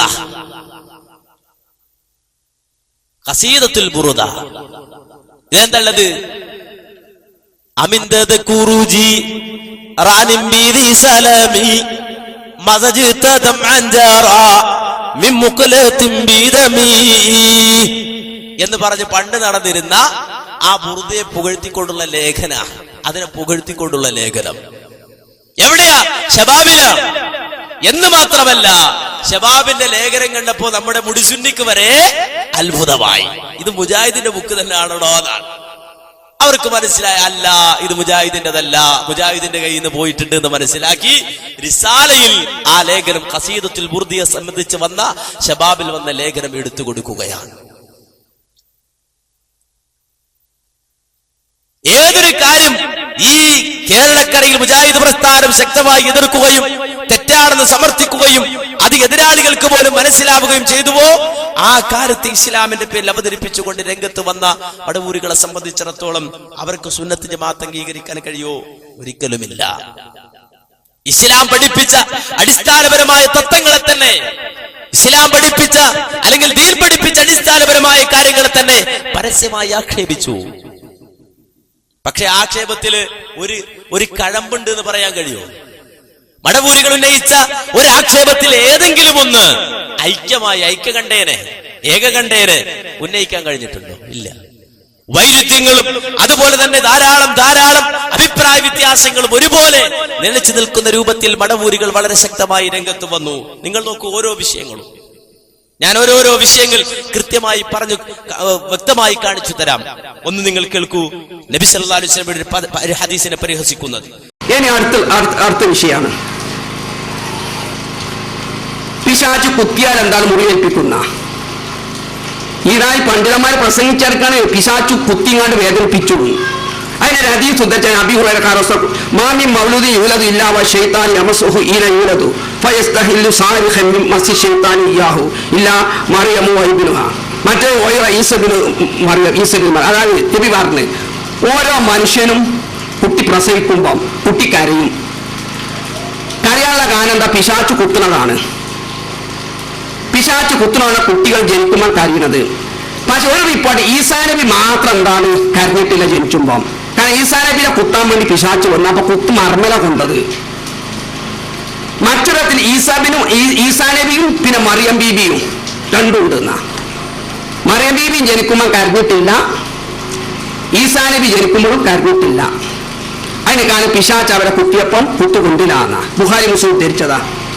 ഈ ഹദീസ് മർക്കസുൽ ബിശാറക്കാർ ഉദ്ധരിക്കാറുണ്ട് കേട്ടോ. ഈ പുരോഹിത വർഗത്തിന് ലോകം അറിയില്ലേ? കാരണം ഈസാ നബിനെ ദൈവപുത്രനാണ് സ്ഥാപിക്കാൻ വേണ്ടി മർക്കസുൽ ബിശാറക്കാരുടെ ഗ്രന്ഥത്തിൽ പ്രധാനമായി ഉദ്ധരിക്കുന്നത് സഹീഹ് ബുഖാരി മുസ്ലിം റിപ്പോർട്ടാ. കാരണം ബുഖാരി പറയേണ്ട എല്ലാ നബിമാരും മുഹമ്മദ് അടക്കം ജനിക്കുമ്പോൾ പിശാച് കുത്തിയിട്ട് കരഞ്ഞിക്കണ്. ഈസബിന് മറിയമിന് മാത്രം പിശാച് കുത്താൻ സാധിച്ചില്ല, അപ്പം അദ്ദേഹം ദൈവപുത്രനാവണ്ടേ എന്നാ ക്രൈസ്തവരുടെ പ്രധാന തെളിവിതാണ്. അപ്പൊ ഇതിനെക്കുറിച്ച് നമുക്ക് പറയാനുള്ള മറുപടി ഇതാ. ഇതൊക്കെ കേക്കസൊക്കെ പ്രസംഗിച്ചതാണ് നിങ്ങൾ മനസ്സിലാക്കണം. ഈ പുരോഹിതന്മാരിന്ന് പ്രസംഗിച്ച് നടക്കുന്ന മുജാഹിദ് സ്റ്റേജുകൾ പ്രസംഗിച്ച് നടക്കുന്ന വിഷയങ്ങളായി മനസ്സിലാക്കേണ്ടത് നിങ്ങൾ. എന്ത് ഗൗരവത്തിക്കുന്ന നിങ്ങൾ പറച്ചോളെ ഞാൻ സുഖമില്ലാതെ കിടക്കുക, വെള്ളം വെയ്യ, എന്നിട്ട് ഈ ബാഗുമായിട്ട് ഇറങ്ങുമ്പോൾ ഞങ്ങൾ കേളിച്ച് ഈ ഖുറാഫിനെ എതിർക്കാനാണ് നമ്മളിങ്ങനെ ബാഗുമായിട്ട് ഇറങ്ങാറുള്ളത്. ഇപ്പം ഈ സമുദായത്തിൽപ്പെട്ട മുജാഹിദുകൾക്ക് തന്നെ എതിരെ പ്രസംഗിക്കാൻ ഈ ഗതികേട് നമുക്ക് വന്നല്ലോ എന്ന് വിചാരിക്കുക. അത് വലിയൊരു ഗതികേട് തന്നെയാണ്. മുജാഹിദുകൾക്കെതിരെ പ്രസംഗിക്കേണ്ടി വരിക എന്ന് പറഞ്ഞാൽ വലിയൊരു ഗതികേട് തന്നെയാണ്. ഇത് മർക്കസുൽ ബിശാറ തെളിവായിട്ടിരിക്കുന്നു. ഏത്? നബി സല്ലല്ലാഹു അലൈഹി വസല്ലമ പറഞ്ഞ, ഇമാം ബുഖാരിയും മുസ്ലിമും സംയുക്തമായി റിപ്പോർട്ട് ചെയ്ത ഹദീസ്. എന്താണ് ആ ഹദീസിലുള്ളത്? അതേ മാമിൻ മൗലൂദിൻ യൂലദു ഇല്ലാ വശൈത്താനു യമസ്സുഹു ഹീന യൂലദു ഫയസ്തഹില്ലു സാരിഹൻ മിൻ മസ്സി ശൈത്താനി ഇയാഹു ഇല്ലാ മറിയമ വബിനഹാ. മറിയമിന്റെ പുത്രൻ ഈസയുമല്ലാതെ ലോകത്ത് ഏത് കുട്ടി ജനിച്ചിട്ടുണ്ടോ ആ കുട്ടിയെ പിശാച് കുത്തി നോവിച്ചിട്ടുണ്ട്. ആ പിശാചിന്റെ കുത്തുകൊണ്ട് ആ കുട്ടി പൊട്ടിക്കരഞ്ഞിട്ടുണ്ട്. ആ കുട്ടി കരഞ്ഞിട്ടുണ്ട് എന്നത്, ആ കുട്ടി കരയുമെന്നത് ഇമാം ബുഖാരി മുസ്ലിമും സംയുക്തമായി റിപ്പോർട്ട് ചെയ്യുന്ന ഹദീസാണ്. ആ ഹദീസ് ഉദ്ധരിച്ച് മൂപ്പരിക്കാണ് ഇത് മർക്കസുൽ ബിശാറ തെളിവായിട്ടിരിക്കണം. നമ്മളെന്താ ചെയ്യാ? മർക്കസുൽ ബിശാറക്കാർ ഏതെല്ലാം ആയത്ത് അവർ ദുർവ്യാഖ്യാനിക്കും, എത്ര ഹദീസ് ദുർവ്യാഖ്യാനിക്കും. അതുകൊണ്ട് ആയത്തൊന്നും ഓതാൻ പാടില്ലേ? ഹദീസ് ഒന്നും ഓതാൻ പാടില്ലേ? ഈസാ നബിയെ കുറിച്ച് പറഞ്ഞ ആയത്ത്, ഈസാ നബിയെ കുറിച്ച് പറഞ്ഞ ഹദീസ് അതൊന്നും ഓതാൻ പാടില്ല എന്നാണോ? പക്ഷെ ഒരു കാര്യങ്ങൾ മനസ്സിലാക്കണം, അത് അവരെ സംബന്ധിച്ചിടത്തോളം അവരെ എതിർക്കുമെന്നുള്ളത് കൊണ്ടോ അല്ലെങ്കിൽ അവർ അത് സ്വീകരിക്കില്ല എന്നുള്ളത് കൊണ്ടോ ഒരു കാര്യം പറയാതിരിക്കാൻ മുജാഹിദുകൾക്കോ ഒരു മുസ്ലിമിനോ സാധിക്കില്ല. ഒരു മുസ്ലിമിനെ സംബന്ധിച്ചിടത്തോളം, ഒരു മുജാഹിദിനെ സംബന്ധിച്ചിടത്തോളം ഒരിക്കലും അത് മറ്റുള്ളവരെ എതിർക്കും എന്നുള്ളത് കൊണ്ട് പറയാതിരിക്കാൻ പറ്റും. ഇനി അങ്ങനെ പറഞ്ഞാൽ, നബി സല്ലല്ലാഹു അലൈഹി വസല്ലം പറഞ്ഞ ഒരു കാര്യം പറഞ്ഞാൽ, അല്ലാഹ് പഠിപ്പിച്ചൊരു കാര്യം പറഞ്ഞാൽ അതുകൊണ്ട് മോശം ഉണ്ടാവോ? മോശം ഉണ്ടായിട്ടില്ലല്ലോ, മോശം ഉണ്ടായിട്ടില്ല. അതിന് തെളിവെന്താ? നിങ്ങൾ മറിച്ചു നോക്കി ഇമാം അഹ്മദിന്റെ ഹദീസ്. ആ ഹദീസിൽ കാണാം മഹാനായ അബ്ദുല്ലാഹി ഇബ്നു മസ്ഊദ് റളിയല്ലാഹു അൻഹു പറയാണ്, ബഅസനാ റസൂലുള്ളാഹി സ്വല്ലല്ലാഹു അലൈഹി വസല്ലം ഇല നജാശി. നജാശിയുടെ അടുക്കിലേക്ക് ഞങ്ങൾ അല്ലാഹുവിന്റെ റസൂൽ പറഞ്ഞു വിട്ടു. വനഹനു നഹവും മിൻ 80 റജുലൻ, ഞങ്ങൾ ഏതാണ്ട് 80ഓളം ആളുകളുണ്ട്. ഫീഹിം അബ്ദുല്ലാഹി ഇബ്നു മസ്ഊദ് വജഅഫർ വഅബ്ദുല്ലാഹി ഇബ്നു ഉർഫത വഉസ്മാൻ ഇബ്നു മൽഊൻ വഅബൂ മൂസ. ആ കൂട്ടത്തിൽ പറയപ്പെട്ട ആളുകളെല്ലാം ഉണ്ട്. ഫഅതൗ അൻ-നജാശിയ, ഞങ്ങൾ നജാശിയെ പ്രതീക്ഷിച്ചു പോവുകയാണ്. അങ്ങനെ നജാശിയുടെ അടുക്കലെത്തുമ്പോ വബഅതത് ഖുറൈശുൻ, ഖുറൈശികളായ ഞങ്ങളുടെ എതിരാളികളായ ആളുകൾ നിയോഗിച്ചിട്ടുണ്ട്. ആരെ? അംർ ഇബ്നു ആസി വഉമാർ ഇബ്നുൽ വലീദ് ബിഹദിയത്തിൻ. അംർ ഇബ്നു ആസിബിനെയും ഉമാർ ഇബ്നു വലീദിനെയും വലിയ സമ്മാനവുമായി നേഗസ് രാജാവിന്റെ സമീപത്തേക്ക് ഖുറൈശികൾ അയച്ചിട്ടുണ്ട്. അങ്ങനെ ഫലമ്മാ ദഖല അലൻ നജാശി, അവർ രണ്ടുപേരും നജാശിയുടെ സമീപത്ത് ചെന്നിട്ട് സജദാലഹു, അവർ രണ്ടുപേരും സുജൂദ് ചെയ്തു. അവർ രണ്ടുപേരും അതിനുശേഷം ആ നജാശിയുടെ വലതുഭാഗത്തും ഇടതുഭാഗത്തും നിന്നു. തുമ്മ ഖാല, എന്നിട്ട് അവർ രണ്ടുപേരും നജാശിയോട് പറയുകയാണ്, ഇന്ന നഫറം മിൻ ബനി അമ്മിനാ നസലു അർളക വറഗിബു അന്നാ വഅൻ മില്ലത്തിനാ. ഞങ്ങളുടെ നാട്ടിൽ നിന്ന് ഞങ്ങളുടെ പുത്രന്മാരായ ചില ആളുകൾ, ഞങ്ങളുടെ കുടുംബക്കാരായ ആളുകൾ താങ്കളുടെ ഈ നാട്ടിൽ വന്നിട്ടുണ്ട്. അവർ ഞങ്ങളുടെ മില്ലത്തിനെതിരാണ്, ഞങ്ങളുടെ മാർഗത്തിനെതിരാണ്, അവർ തെറ്റിപ്പോയവരാണ്, അവരെവിടെ വന്നിട്ടുണ്ട് എന്ന് നജാശിയോട് പറയുമ്പോൾ നജാശി ചോദിക്കുന്നു, എന്നിട്ട് അവരെവിടെ? അപ്പൊ പറഞ്ഞു, നിങ്ങളുടെ നാട്ടിൽ തന്നെയുണ്ട്, ഇവിടെ തന്നെയുണ്ട്, അവരെ കൊണ്ടുവരുവാൻ നജാശി കൽപ്പിച്ചു. അങ്ങനെ നജാശി 80ഓളം വരുന്ന വിശ്വാസികളെ നജാശിയുടെ കൽപ്പന പ്രകാരം നജാശിയുടെ മുന്നിലേക്ക് കൊണ്ടുവരുമ്പോ വരുന്നതിനിടയിൽ മഹാനായ ജഅഫർ റളിയല്ലാഹു അൻഹു പറഞ്ഞു, അന ഖതീബുകുമുൽ യൗം ഫത്തബഊ, ഞാനാണ് ഇന്ന് നിങ്ങൾക്ക് വേണ്ടി വാദിക്കുന്ന ആൾ, പ്രസംഗിക്കുന്ന ആൾ, ഞാൻ പ്രസംഗിച്ചോളാം. നജാശിയുടെ മുന്നിൽ ചെന്നാൽ ഞാൻ പറഞ്ഞുകൊള്ളാം, നിങ്ങൾ എന്നെ പിൻപറ്റൂന്ന്. അങ്ങനെ അദ്ദേഹം കടന്നു ചെന്നു. ഫസല്ലമ, സലാം ചൊല്ലി. വലം യസ്ജുദ്, പക്ഷേ സുജൂദ് ചെയ്തില്ല. നജാശിക്ക് സുജൂദ് ചെയ്തില്ല.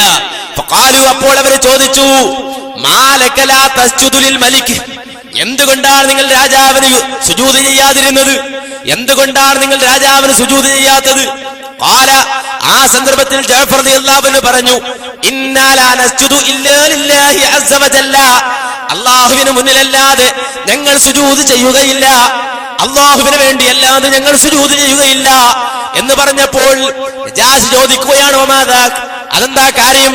എന്തേ അല്ലാഹുവിന്റെ മുന്നിൽ മാത്രം നിങ്ങൾ സുജൂദ് ചെയ്യുന്നത്? ആ സന്ദർഭത്തിൽ ജഅഫർ റളിയല്ലാഹു അൻഹു പറയാണ്, ഇന്നല്ലാഹ അസ്സ വജല്ല ബഅസ ഇലൈനാ റസൂലഹു സല്ലല്ലാഹു അലൈഹി വസല്ലമ വഅമറനാ അല്ലാ നസ്ജുദ ലിഅഹദിൻ ഇല്ലാ ലില്ലാഹ്. ഞങ്ങളിലേക്ക് അല്ലാഹു ഒരു പ്രവാചകനെ അയച്ചുകൊണ്ട് ഞങ്ങളോട് നിർദ്ദേശിക്കുകയുണ്ടായി, അല്ലാഹുവിന് വേണ്ടിയല്ലാതെ ഒരാൾക്ക് വേണ്ടിയും സുജൂദ് ചെയ്യരുതെന്ന്. വഅമറനാ ബിസ്സലാത്തി വസ്സകാത്തി, നമസ്കരിക്കണമെന്നും സക്കാത്ത് കൊടുക്കണമെന്നും ഞങ്ങളോട് കൽപ്പിക്കുകയുണ്ടായി. ഇത് മഹാനായ ജഅഫർ റളിയല്ലാഹു അൻഹു പറയുമ്പോ അംർ ഇബ്നുൽ ആസ് നജാശിയോട് പറയാണ്, ഫഇന്നഹും യുഖാലിഫൂനക ഫി ഈസ ഇബ്നു മറിയം. ഇവരിതൊക്കെ പറയണമെങ്കിൽ, തത്വശാസ്ത്രം പറയണമെങ്കിലും നിങ്ങൾ ക്രിസ്ത്യാനികളാണ്, നിങ്ങളുടെ ഈസാ നബിക്കെതിരാണ്, നിങ്ങളുടെ യേശുവിനെതിരാണ് ഇവർ പറയുന്നത്. നിങ്ങളുടെ യേശുവിന് വിരുദ്ധമായിക്കൊണ്ടാണ് ഇവർ സംസാരിക്കണം. നിങ്ങളുടെ യേശുവിന്റെ എതിരാളികളാണ് ഇവർ, അത് നിങ്ങൾ ഓർക്കണം എന്ന് ഈ അംർ ഇബ്നുൽ ആസ് നജാശി ഓർപ്പിക്കുകയാണ്. ആ ഘട്ടത്തിൽ നജാശി ചോദിക്കുന്നു, മാ തഖൂലൂന ഫീ ഈസ ഇബ്നു മറിയം, മറിയമിന്റെ പുത്രൻ ഈസയുടെ കാര്യത്തിൽ എന്താ നിങ്ങൾക്ക് പറയാനുള്ളത്? യേശുവിന്റെ കാര്യത്തിൽ എന്താ പറയാനുള്ളത്? ജഅഫർ റളിയല്ലാഹു അൻഹു പതറിയില്ല. ഞാനെന്ത് പറയും? പടച്ചോനെ കുടുങ്ങിയോ? ഇയാൾ എതിർക്കോ? ഒന്നില്ല. ജഅഫർ റളിയല്ലാഹു അൻഹു പറയാണ്, എന്താ പറയുന്നത്? അതേ, അവര് പറഞ്ഞു, ഖാലൂ നഖൂലു കമാ ഖാല അല്ലാഹു അസ്സ വജല്ല, യേശുവിനെ കുറിച്ച് പുതിയതൊന്നും ഞങ്ങൾക്ക് പറയാനില്ല, ഈസാ നബിയെ കുറിച്ച് പുതിയതൊന്നും ഞങ്ങൾക്ക് പറയാനില്ല. അല്ലാഹു സുബ്ഹാനഹു വ തആല എന്തു പറഞ്ഞു അതല്ലാതെ ഹുവ കലിമത്തുല്ലാഹി വ റൂഹുഹു വഅൽഖാഹാ ഇലാ അസ്റാഇൽ ബതൂൽ ലത്തി ലം യമസ്സഹാ ബശറുൻ വലം യഫ്രിദ്ഹാ വലദ്, ഒരു കുട്ടിയും കീറി മുറിച്ചിട്ടില്ലാത്ത, ഒരു മനുഷ്യനും സ്പർശിച്ചിട്ടില്ലാത്ത കന്യകയായ ആ മറിയമിലേക്ക് അല്ലാഹു സുബ്ഹാനഹു വ തആല തന്റെ റൂഹിനെ നിക്ഷേപിച്ചു. അല്ലാഹുവിന്റെ കലിമത്ത് അല്ലാഹു റൂഹിനെ നിക്ഷേപിക്കുകയും അങ്ങനെ ആ ഈസാ അലൈഹിസ്സലാത്തു വസ്സലാം അല്ലാഹുവിന്റെ കലിമത്താവുകയും ചെയ്തു എന്ന ആ പറഞ്ഞ വാചകമല്ലാതെ, ആ പറഞ്ഞ വർത്തമാനമല്ലാതെ ഒന്നും ഞങ്ങൾക്ക് കൂടുതലായി പറയാനില്ല. ഹുവ കലിമത്തുല്ലാഹ്, അദ്ദേഹം അല്ലാഹുവിന്റെ വചനമാണ്, അല്ലാഹുവിന്റെ കലിമത്താണ്. കുൻ ഫയകൂൻ എന്ന് പറഞ്ഞ ആ നിലയിൽ അല്ലാഹു സുബ്ഹാനഹു വ തആല സൃഷ്ടിച്ച ഒരു സൃഷ്ടിയാണ് അദ്ദേഹം, ഒരു അടിമയാണ്, അല്ലാഹുവിന്റെ ഒരു അടിമയാണ് അദ്ദേഹം. മാത്രമല്ല ആ റൂഹ് അല്ലാഹു സുബ്ഹാനഹു വ തആല ആ മറിയമായ കന്യകയായ മറിയം, ആ മറിയമിലേക്ക് അല്ലാഹു സുബ്ഹാനഹു വ തആല നിർദ്ദേശിച്ചതാണ്. ആ മറിയമാകട്ടെ കന്യകയാണ്, ഒരു പുരുഷനും അവരെ സ്പർശിച്ചിട്ടില്ല. ഈ നിലയിൽ കൃത്യമായി മഹാനായ ജഅഫർ റളിയല്ലാഹു അൻഹു പറഞ്ഞപ്പോ ആ നജാശി ചാടി എഴുന്നേൽക്കുന്നു. ഒരു തടിയുടെ കഷ്ണം എടുത്തു അദ്ദേഹം കയ്യിൽ പിടിച്ചു. എന്നിട്ട് അദ്ദേഹം പറഞ്ഞു, യാ മാശറ ഹബശ വൽ ഖുസ്സീന വറുഹ്ബാൻ, ഓ ഹബശക്കാരെ, ഓ മെത്രാന്മാരെ, ഓ പുരോഹിതന്മാരെ, വല്ലാഹി മാ യസീദുനാ അലല്ലദീന ഖൂലു ഫീഹി, അദ്ദേഹം ഒന്നും തന്നെ കൂട്ടിയിട്ടില്ലല്ലോ നാം അദ്ദേഹത്തിൽ വിശ്വസിക്കുന്നതല്ലാതെ. യേശുവിനെ കുറിച്ച് നമ്മൾ എന്ത് വിശ്വസിക്കുന്നുവോ അതിൽ കൂടുതലൊന്നും ഇദ്ദേഹം വർദ്ധിപ്പിച്ചിട്ടില്ലല്ലോ, കൃത്യമാണല്ലോ ഇദ്ദേഹം പറഞ്ഞത്. എന്നിട്ട് അദ്ദേഹം സ്വാഗതം ചെയ്യുകയാണ് അവരെ. നിങ്ങൾക്ക് സ്വാഗതം, നിങ്ങൾ ആരുടെ അടുക്കൽ നിന്ന് വരുന്നു അദ്ദേഹത്തിനും സ്വാഗതം എന്ന് പറഞ്ഞിട്ട് നജാശി പ്രഖ്യാപിക്കുന്നു, അശ്ഹദു അന്നഹു റസൂലുള്ളാഹ്, നിങ്ങൾ ആരുടെ അടുക്കൽ നിന്നാണോ വരുന്നത് അദ്ദേഹം അല്ലാഹുവിന്റെ റസൂലാണ്, ഞാനിതാ മുസ്ലിം ആവുകയാണെന്ന് പറഞ്ഞുകൊണ്ട് അദ്ദേഹം ഇസ്ലാമിലേക്ക് കടന്നു വരികയാണ്. എന്നിട്ട് അദ്ദേഹം പറയുന്നു, ഫഇന്നഹുല്ലദീ നജിദു ഫിൽ ഇൻജീൽ, ഈ മനുഷ്യൻ എന്ന് പറഞ്ഞാൽ, ഈ പ്രവാചകൻ എന്ന് പറഞ്ഞാൽ ഇൻജീലിൽ പറയപ്പെട്ട പ്രവാചകനാണ്. വഇന്നഹു റസൂലുല്ലദീ ബശറ ബിഹി ഈസ ഇബ്നു മറിയം, അതേ മറിയമിന്റെ പുത്രൻ ഈസാ അലൈഹിസ്സലാത്തു വസ്സലാം സന്തോഷ വാർത്ത അറിയിച്ച ആ പ്രവാചകനാണ് ഈ പ്രവാചകൻ. അതുകൊണ്ട് ഇൻസിലു ഹൈസു ശിഅ്തും, നിങ്ങൾക്ക് എവിടെയാണ് ഈ പ്രദേശത്ത് താമസിക്കേണ്ടത്, അവിടെ നിങ്ങൾ താമസിച്ചുകൊള്ളൂ. എന്നിട്ട് നജാശി എന്താ പറഞ്ഞത്? വല്ലാഹി, അല്ലാഹുവിനെ തന്നെ സത്യം, ലൗലാ മാ അന ഫീഹി മിനൽ മുൽക്കി ലഅതൈതുഹു ഹത്താ അകൂന അന അഹ്മിലുന അലൈഹി വഉവല്ലിഉഹു. ഈ ഭരണഭാരം, ഈ കിരീടം ഞാൻ ചുമക്കുന്നില്ലായിരുന്നെങ്കിൽ ഞാൻ ആ പ്രവാചകന്റെ സമീപത്തേക്ക് പോയിട്ട് അന അഹ്മിലുന അലൈഹി, ആ പ്രവാചകന്റെ ചെരുപ്പ് ഞാൻ എടുത്തു നടക്കുമായിരുന്നു. ആ പ്രവാചകന് വുളുവെടുക്കാനുള്ള വെള്ളം ഞാൻ കൊണ്ടുപോയി കൊടുക്കുമായിരുന്നു. അങ്ങനെ ആ പ്രവാചകന്റെ ഖാദിമായി ഞാൻ കഴിച്ചുകൂട്ടുമായിരുന്നു എന്ന് നജ്ജാശി പറഞ്ഞുവെന്ന് ഇമാം അഹ്മദ് ഉദ്ധരിക്കുന്ന ഹദീസാണ്. നബി പറഞ്ഞൊരു കാര്യം, ഈസാ നബിയെ കുറിച്ച് നബി പറഞ്ഞൊരു കാര്യം, അള്ളാഹ് പറഞ്ഞൊരു കാര്യം, അത് പറഞ്ഞ ക്രിസ്ത്യാനിക്ക് തെളിവാകുന്ന ആരാ നിങ്ങളോട് പറഞ്ഞത്? നബിയുടെ കാലത്ത് അങ്ങനെ സംഭവിച്ചിട്ടില്ല. ഈ നൂറ്റാണ്ടിൽ സംഭവിച്ചോ? ഇല്ല. ഞാനിപ്പോൾ ഉദ്ധരിച്ചത് 14 നൂറ്റാണ്ടുകൾക്ക് മുമ്പ് അഷ്റഫുൽ ഹൽഖ് മുഹമ്മദ് മുസ്തഫ സല്ലല്ലാഹു അലൈഹി വസല്ലമ ജീവിച്ചിരുന്ന ഘട്ടത്തിൽ ഉണ്ടായ സംഭവമാണെങ്കിൽ ഈ നൂറ്റാണ്ടിലോ ഇമാൻ പോർട്ടർ എന്ന് പറയുന്ന അമേരിക്കയിലെ ഒരു സ്ത്രീ, ഒരു സഹോദരി, ആ സഹോദരിക്കുണ്ടായ ഒരു സംശയ. എന്താ സംശയം? യേശുവിന്റെ കാര്യത്തിൽ തന്നെയാണ്, മറിയമിന്റെ കാര്യത്തിൽ തന്നെയാണ് സംശയം. എന്താ സംശയം? ഈ മറിയം പ്രസവിച്ചു. ആരെ പ്രസവിച്ചു? ഈസയെ പ്രസവിച്ചു. എങ്ങനെ പ്രസവിച്ചു? ഭർത്താവില്ലാതെ കന്യകയായ മറിയം പ്രസവിച്ചു. അങ്ങനെ ആ കാലഘട്ടത്തിൽ ഒരു സ്ത്രീ പ്രസവിച്ചാൽ അന്നത്തെ നിയമം, ഒരു പെണ്ണ് വ്യഭിചരിച്ചാൽ വ്യഭിചാരിണിയാണെങ്കിൽ അവളെ എറിഞ്ഞുകൊല്ലണം എന്ന നിയമമാണുള്ളത്. അന്നത്തെ നിയമം വ്യഭിചാരിണിയായ പെണ്ണിനെ എറിഞ്ഞുകൊല്ലണം എന്നതാണ്. ഒരു കന്യക ഈ രൂപത്തിൽ ഒരു കുട്ടിയെ പ്രസവിച്ചാൽ അവളെ എറിഞ്ഞുകൊല്ലണമെന്ന നിയമം നിലനിൽക്കുമ്പോ കന്യാമറിയം ഈസായെ പ്രസവിച്ചിട്ട്, യേശുവിനെ പ്രസവിച്ചിട്ട് എന്തുകൊണ്ട് ഈ മറിയത്തെ എറിഞ്ഞുകൊന്നില്ല? ഇതാണ് ഇമാൻ പോർട്ടർ എന്ന അമേരിക്കയിലെ ആ യുവതിക്കുണ്ടായ സംശയം. അവർ ചിന്തിച്ചു, എന്താണ് ഇതിന് മറുപടി? എന്തുകൊണ്ട് മറിയമിനെ കൊന്നില്ല? എന്തുകൊണ്ട് മറിയമിനെ എറിഞ്ഞുകൊന്നില്ല? ആ മറുപടിക്ക് വേണ്ടി അന്വേഷിച്ചു. ബൈബിൾ പഴയ നിയമം വായിച്ചു, പുതിയ നിയമവും വായിച്ചു, പക്ഷേ മറുപടി കിട്ടിയില്ല. അങ്ങനെ ഇരിക്കെയാണ് വിശുദ്ധ ഖുർആൻ. ആ വിശുദ്ധ ഖുർആനിന്റെ ഒരു പരിഭാഷ ഇമാൻ പോർട്ടർ എന്ന് പറയുന്ന ആ സഹോദരിക്ക് ലഭിക്കുന്നത്. ആ ഖുർആനിന്റെ പരിഭാഷ ലഭിച്ചപ്പോ എന്താണ് ഈ ഖുർആനിൽ പറയുന്നത് എന്നവർ നോക്കിയപ്പോ ഖുർആനിൽ അധ്യായത്തിന്റെ പേര് മറിയം എന്നാണ്, മേരി എന്നാണ്. മറിയം എന്നു പേരുള്ള ആ സൂറത്ത് കണ്ടപ്പോൾ ആ പെണ്ണിന് അത്ഭുതമായി. എന്താണ് മറിയത്തെ കുറിച്ച് ഖുർആൻ പറയുന്നത്? അവരിങ്ങനെ വായിച്ചു നോക്കി.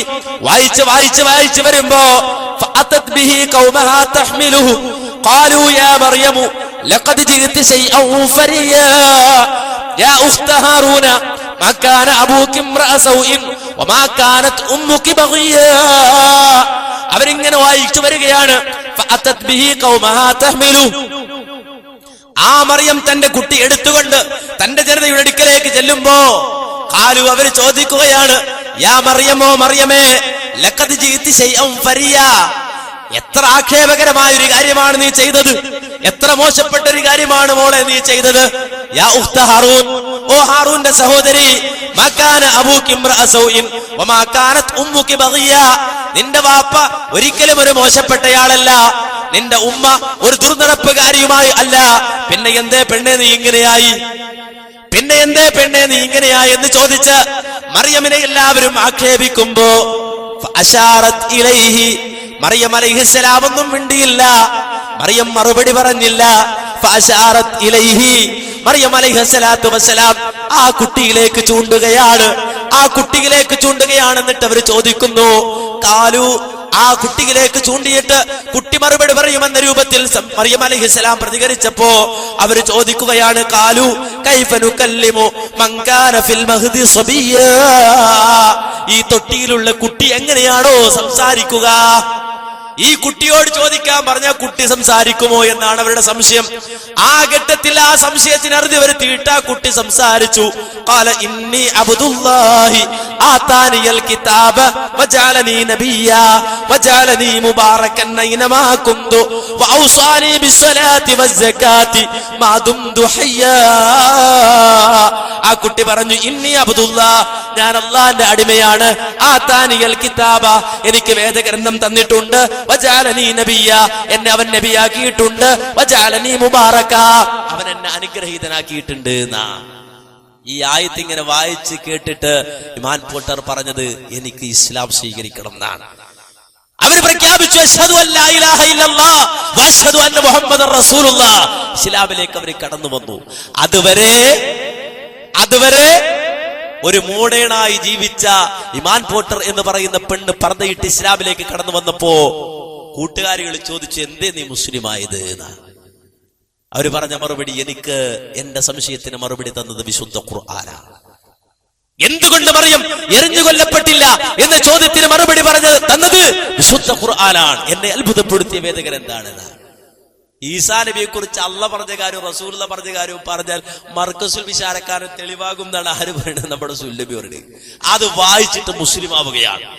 14 നൂറ്റാണ്ടുകൾക്ക് മുമ്പും ഈ നൂറ്റാണ്ടിലും ഒരുപോലെ ഖുർആനിലെ ചരിത്ര വിവരണം വായിച്ചിട്ട് ആളുകൾ ഇസ്ലാമിലേക്ക് വരികയാണ്. അപ്പോ ഇദ്ദേഹം പറയാണ്, ഇത് അവർക്കുള്ള തെളിവാണ്. ബുഖാരി മുസ്ലിം ഉദ്ധരിക്കുന്ന ഹദീസ് അവർക്കുള്ള തെളിവാണ്. ഇനി അത് നമ്മൾ സ്വീകരിക്കുകയാണെങ്കിൽ എങ്ങനെ സ്വീകരിക്കണം? ഒരു മുസ്ലിം സ്വീകരിക്കുകയാണെങ്കിൽ ഈ ഹദീസ് എങ്ങനെ സ്വീകരിക്കണം? അദ്ദേഹം പറയട്ടെ. അതായത് കുട്ടികൾ പ്രസവിക്കുമ്പോൾ കരയാനുള്ള കാര്യം ശാസ്ത്രം ശരിക്കും നിർവഹിച്ചിട്ടുണ്ട്. ശാസ്ത്രം പറയുന്നത് കുട്ടികൾ പ്രസവിക്കുന്ന കാര്യങ്ങളെന്ന് അത് 2-3 കാരണം. ഒന്ന്, നമ്മൾ മാതാവിന്റെ ഗർഭപാത്രം സ്ഥിതി ചെയ്യുമ്പോൾ നമ്മുടെ ഈ വായ മൂക്കൊക്കെ ശൂന്യമായിട്ട് കിടക്കുക, വായുല്ല. പുറത്തേക്ക് വരുന്ന സമയത്ത് വായു അടിച്ചു കയറുകയാണ് വായിലേക്കും മൂക്കിലേക്കൊക്കെ. പിന്നെ കണ്ണിലേക്ക് പ്രകാശം ഉണ്ടാകുകയാണ്, അനുഭവപ്പെടുകയാണ്. ഈ കാരണത്താൽ കുട്ടി കരിയാണ് എന്നാ. അപ്പൊ അതൊരു ശല്യാണ്.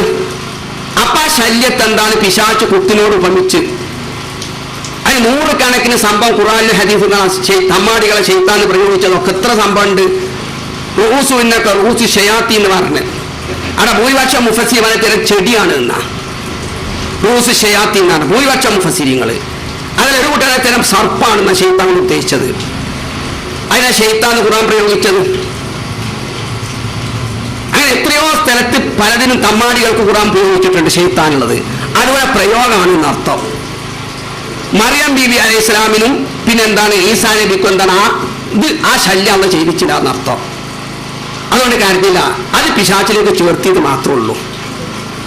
ഇത് സംഭവം എന്താണ്? സഹിയാണെങ്കിൽ തന്നെ കണ്ടോ, സഹിയാണെങ്കിൽ തന്നെ ഇത് സഹിയാണെങ്കിൽ, അഥവാ ബുഖാരിയും മുസ്ലിമും സംയുക്തമായി റിപ്പോർട്ട് ചെയ്ത അത് സഹിയാണെങ്കിൽ തന്നെ അത് ഏറിടിച്ച് കയറി എന്നർത്ഥം. ഏറിടിച്ച് കയറിയാണ് കുട്ടി ജനിക്കുമ്പോ ഏറിടിച്ച് കയറി. അതിനാണ് പിശാച് കുത്തി എന്ന് പറഞ്ഞത്. ആ പിശാച് എന്ന് പറയുന്നത് ഏറ്, അതാണ് പിശാച്. ഇതൊരു മുസ്ലിം. ആ വേറൊരു മല്ല പറയണത് കേട്ടോളൂ. അദ്ദേഹം പറയണത് വേറൊരു കൊലത്തിൽ. പിന്നീട് നിങ്ങൾ ഇവിടെ ഉന്നയിച്ച മറ്റൊരു വാദം, കുട്ടി ജനിക്കുമ്പോൾ അതിനെ ശൈത്താൻ കുത്തിയത് കൊണ്ടാണ് കുട്ടി കരയുന്നത് എന്ന വാദം, അത് ശരിയല്ല. അത് ഖുർആനിനെതിരാണ്. നിങ്ങൾക്ക് സക്കരിയ സലാഹി തന്നെ പ്രസംഗിക്കുന്നത് കേൾക്കാം.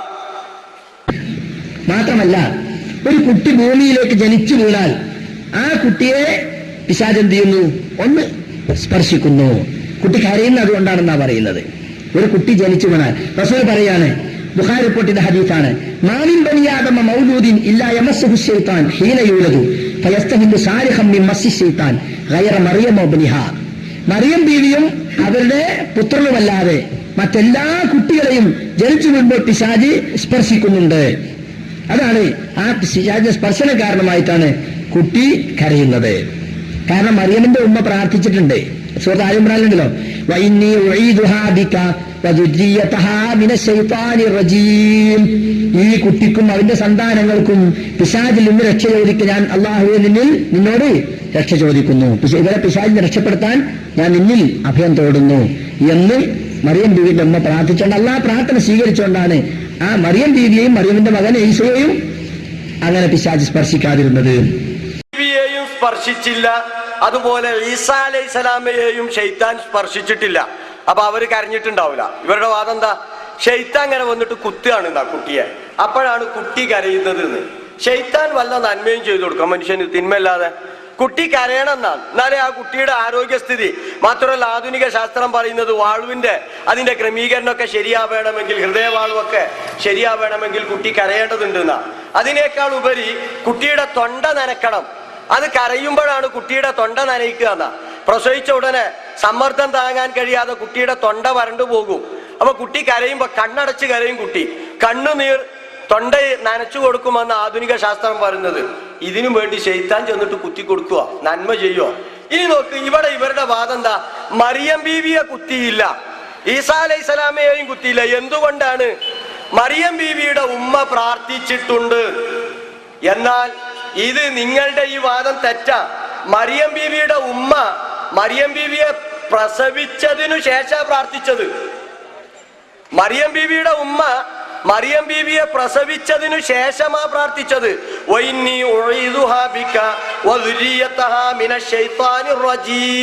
എന്നു പ്രാർത്ഥിച്ചത് അത് ഫലമ്മാ വളഅത്ഹാ ഖാലത്ത് റബ്ബി ഇന്നി വളഅതുഹാ ഉൻസ.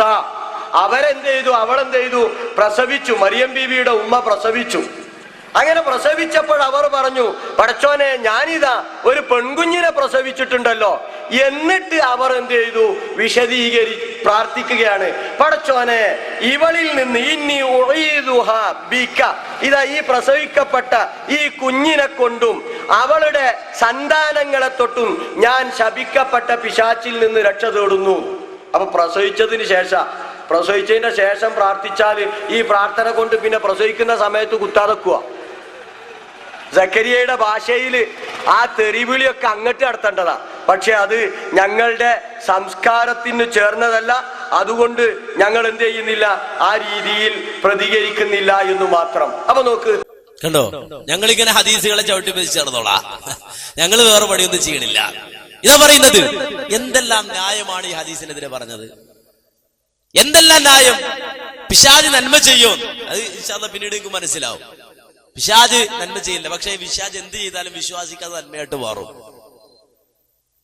പിശാച് ഒരു തിന്മയിലേക്ക് മനുഷ്യരെ പ്രേരിപ്പിക്കും. ഒരു വിശ്വാസി അതിൽ നിന്ന് രക്ഷപ്പെട്ട് അവൻ നല്ലൊരു കാര്യം ചെയ്യുമ്പോ ആ പ്രേരണയും, പിശാചിന്റെ പ്രേരണയ്ക്കുള്ള പ്രതിഫലം, അതിൽ നിന്ന് ഒഴിഞ്ഞു മാറിയതിന്റെ പ്രതിഫലം വിശ്വാസിക്ക് ലഭിക്കും. ഏതൊരു ഷർറിനെയും ഒരു വിശ്വാസിക്ക് ഹൈറാക്കി തരണമെന്ന് ഒരു വിശ്വാസി പ്രാർത്ഥിക്കാൻ, ഷർറിനെ നന്മയാക്കി ഒരു വിശ്വാസിക്ക് കിട്ടും. ഇൻഷാല്ലാ അത് പിന്നീട് മനസ്സിലാവും. പിന്നെ അദ്ദേഹം പറഞ്ഞ എന്താ? ഖുർആൻ എതിരാണ്. എന്തേ? ഫലമ്മാ വദഅത്ഹാ, പ്രസവിച്ചു കഴിഞ്ഞപ്പോഴാണ് ഈ പ്രാർത്ഥന നടത്തിയത് എന്നാ. ഇങ്ങനെ അവനവന്റെ ബുദ്ധി വെച്ച് ഖുർആൻ വ്യാഖ്യാനിച്ച അങ്ങനെ ഉണ്ടാവുക. എങ്കിലും ഒതുക്കോ ഖുർആനിൽ തന്നെ യാ അയ്യുഹല്ലദീന ആമനു, വിശ്വാസികളെ, ഇദാ കുന്തും ഇലസ്സലാ, നിങ്ങൾ നമസ്കാരത്തിലേക്ക് നിന്നാൽ ഫഗ്സിലു വുജൂഹക്കും, പോയി മുഖം കഴുകാൻ. അവനവന്റെ രഹ് വെച്ചിട്ട് ഖുർആൻ പഠിച്ചാൽ അങ്ങനെ ഉണ്ടാവുക. ഇദാ കുന്തും ഇലസ്സലാ, നമസ്കാരത്തിലേക്ക് നിന്നാൽ, അല്ലെങ്കിൽ നമസ്കാരത്തിന് വേണ്ടി നിങ്ങൾ നിന്നാൽ, ഫഗ്സിലു വുജൂഹക്കും, വുദു എടുക്കുക, മുഖം കഴുകുക, വൈദീകും ഇലൽ മറാഫിഖി, കൈമുട്ട് വരെ കഴുകുക, വംസഹു ബിറൂസിക്കും, തല തടവുക, വഅർജുലക്കും, നിങ്ങളുടെ കാല് കഴുകുക, ഇലൽ കഅബൈൻ, നിര്യാണി വരെ. ഈ അലിമുല്ല ഇത് വായിച്ചിട്ട് അദ്ദേഹം അർത്ഥം വെച്ചാൽ കിട്ടാവും, നിസ്കരിക്കാൻ നിന്നിട്ട് വുദു എടുത്താൽ മതി. അതിൽ അർത്ഥം കിട്ടുക. യാ അയ്യുഹല്ലദീന ആമനു ഇദാ നൂദിയ ലിസ്സലാത്തി മിൻ യൗമിൽ ജുമുഅത്തി ഫസ്ഔ ഇലാ ദിക്രില്ലാ, വെള്ളിയാഴ്ച നമസ്കാരത്തിലേക്ക് വിളിക്കപ്പെട്ടാൽ നിങ്ങൾ നിർത്താൽ മതി, പോയാൽ മതി, നേരത്തെ പോണ്ട. അപ്പൊ ഭാഗമൊക്കെ വിളിച്ചിട്ട് പതുക്കെ പോയാൽ മതി. വിളിക്കപ്പെട്ടാ പോയാൽ പോരെ. ഒരു ദിവസം വിളിച്ചില്ല, കറണ്ട് ഇല്ലെങ്കിൽ പോവുകയും വേണ്ട. ഇങ്ങനെ ഒരാളെ സംബന്ധിച്ചിടത്തോളം ഈ ആയത്തിന് അർത്ഥം പറയൂ. അവനാന്റെ ബുദ്ധി കൊണ്ട് ഈ ആയത്തിന് അർത്ഥം വെച്ചാൽ അങ്ങനെ ഉണ്ടാവുക. മൂപ്പരിങ്ങനെ എന്ന ആയത്ത് ഇങ്ങനെ ഓതുക. എന്നിട്ട് ഇത് ഇമാം ബുഖാരി കാണാത്ത പോലെ മൂപ്പറുടെ ഭാവം. ഇത് ഖുർആനെതിരാണ്, ബുഖാരിയിൽ ആ പറഞ്ഞതിനെതിരാണ് എന്ന രൂപത്തിൽ മൂപ്പര് സമർത്ഥിക്കാൻ ശ്രമിക്കുന്നത്. എന്നാൽ ഈ ബുഖാരി മറിച്ചു നോക്കിയാൽ ഈ ഹദീസ് വന്ന ബാബ് ഏതാണെന്നറിയോ? ബാബു വഇന്നി ഉഈദുഹാ ബിക വദുരിയത മിനശ്ശൈത്താനിർ റജീം. ഈ ആയത്തിനെ പറ്റി പറയുന്ന അധ്യായത്തിലെ ഈ ഹദീസ് ഉള്ളത്. ഇനി നോക്ക്, മുസ്ലിം, ഇമാം മുസ്ലിം, ആ മുസ്ലിം ഈ ഹദീസ് കൊടുത്തിട്ട് അതിന്റെ അവസാനത്തിന് ഈ പ്രാർത്ഥന കൊടുക്കുന്നുണ്ട്. ലോകത്ത് കഴിഞ്ഞു പോയ പണ്ഡിതന്മാരൊക്കെ കൊടുക്കുന്നുണ്ട്. ഈ വിഷയത്തിൽ മാത്രം ഒരു വാദപ്രയോഗത്തിലുണ്ടോ എന്ന് നമ്മൾ വെല്ലുവിളിച്ചിട്ടുണ്ട് മുമ്പ്. ഇന്ന് വരെ അത് ഏറ്റെടുത്തിട്ടില്ല. ഈ വിഷയത്തിൽ മാത്രം ഇവർ നടത്തിയ കളവുകൾ, അത്ര മാത്രം കളവുകൾ പറഞ്ഞിട്ടുണ്ട്.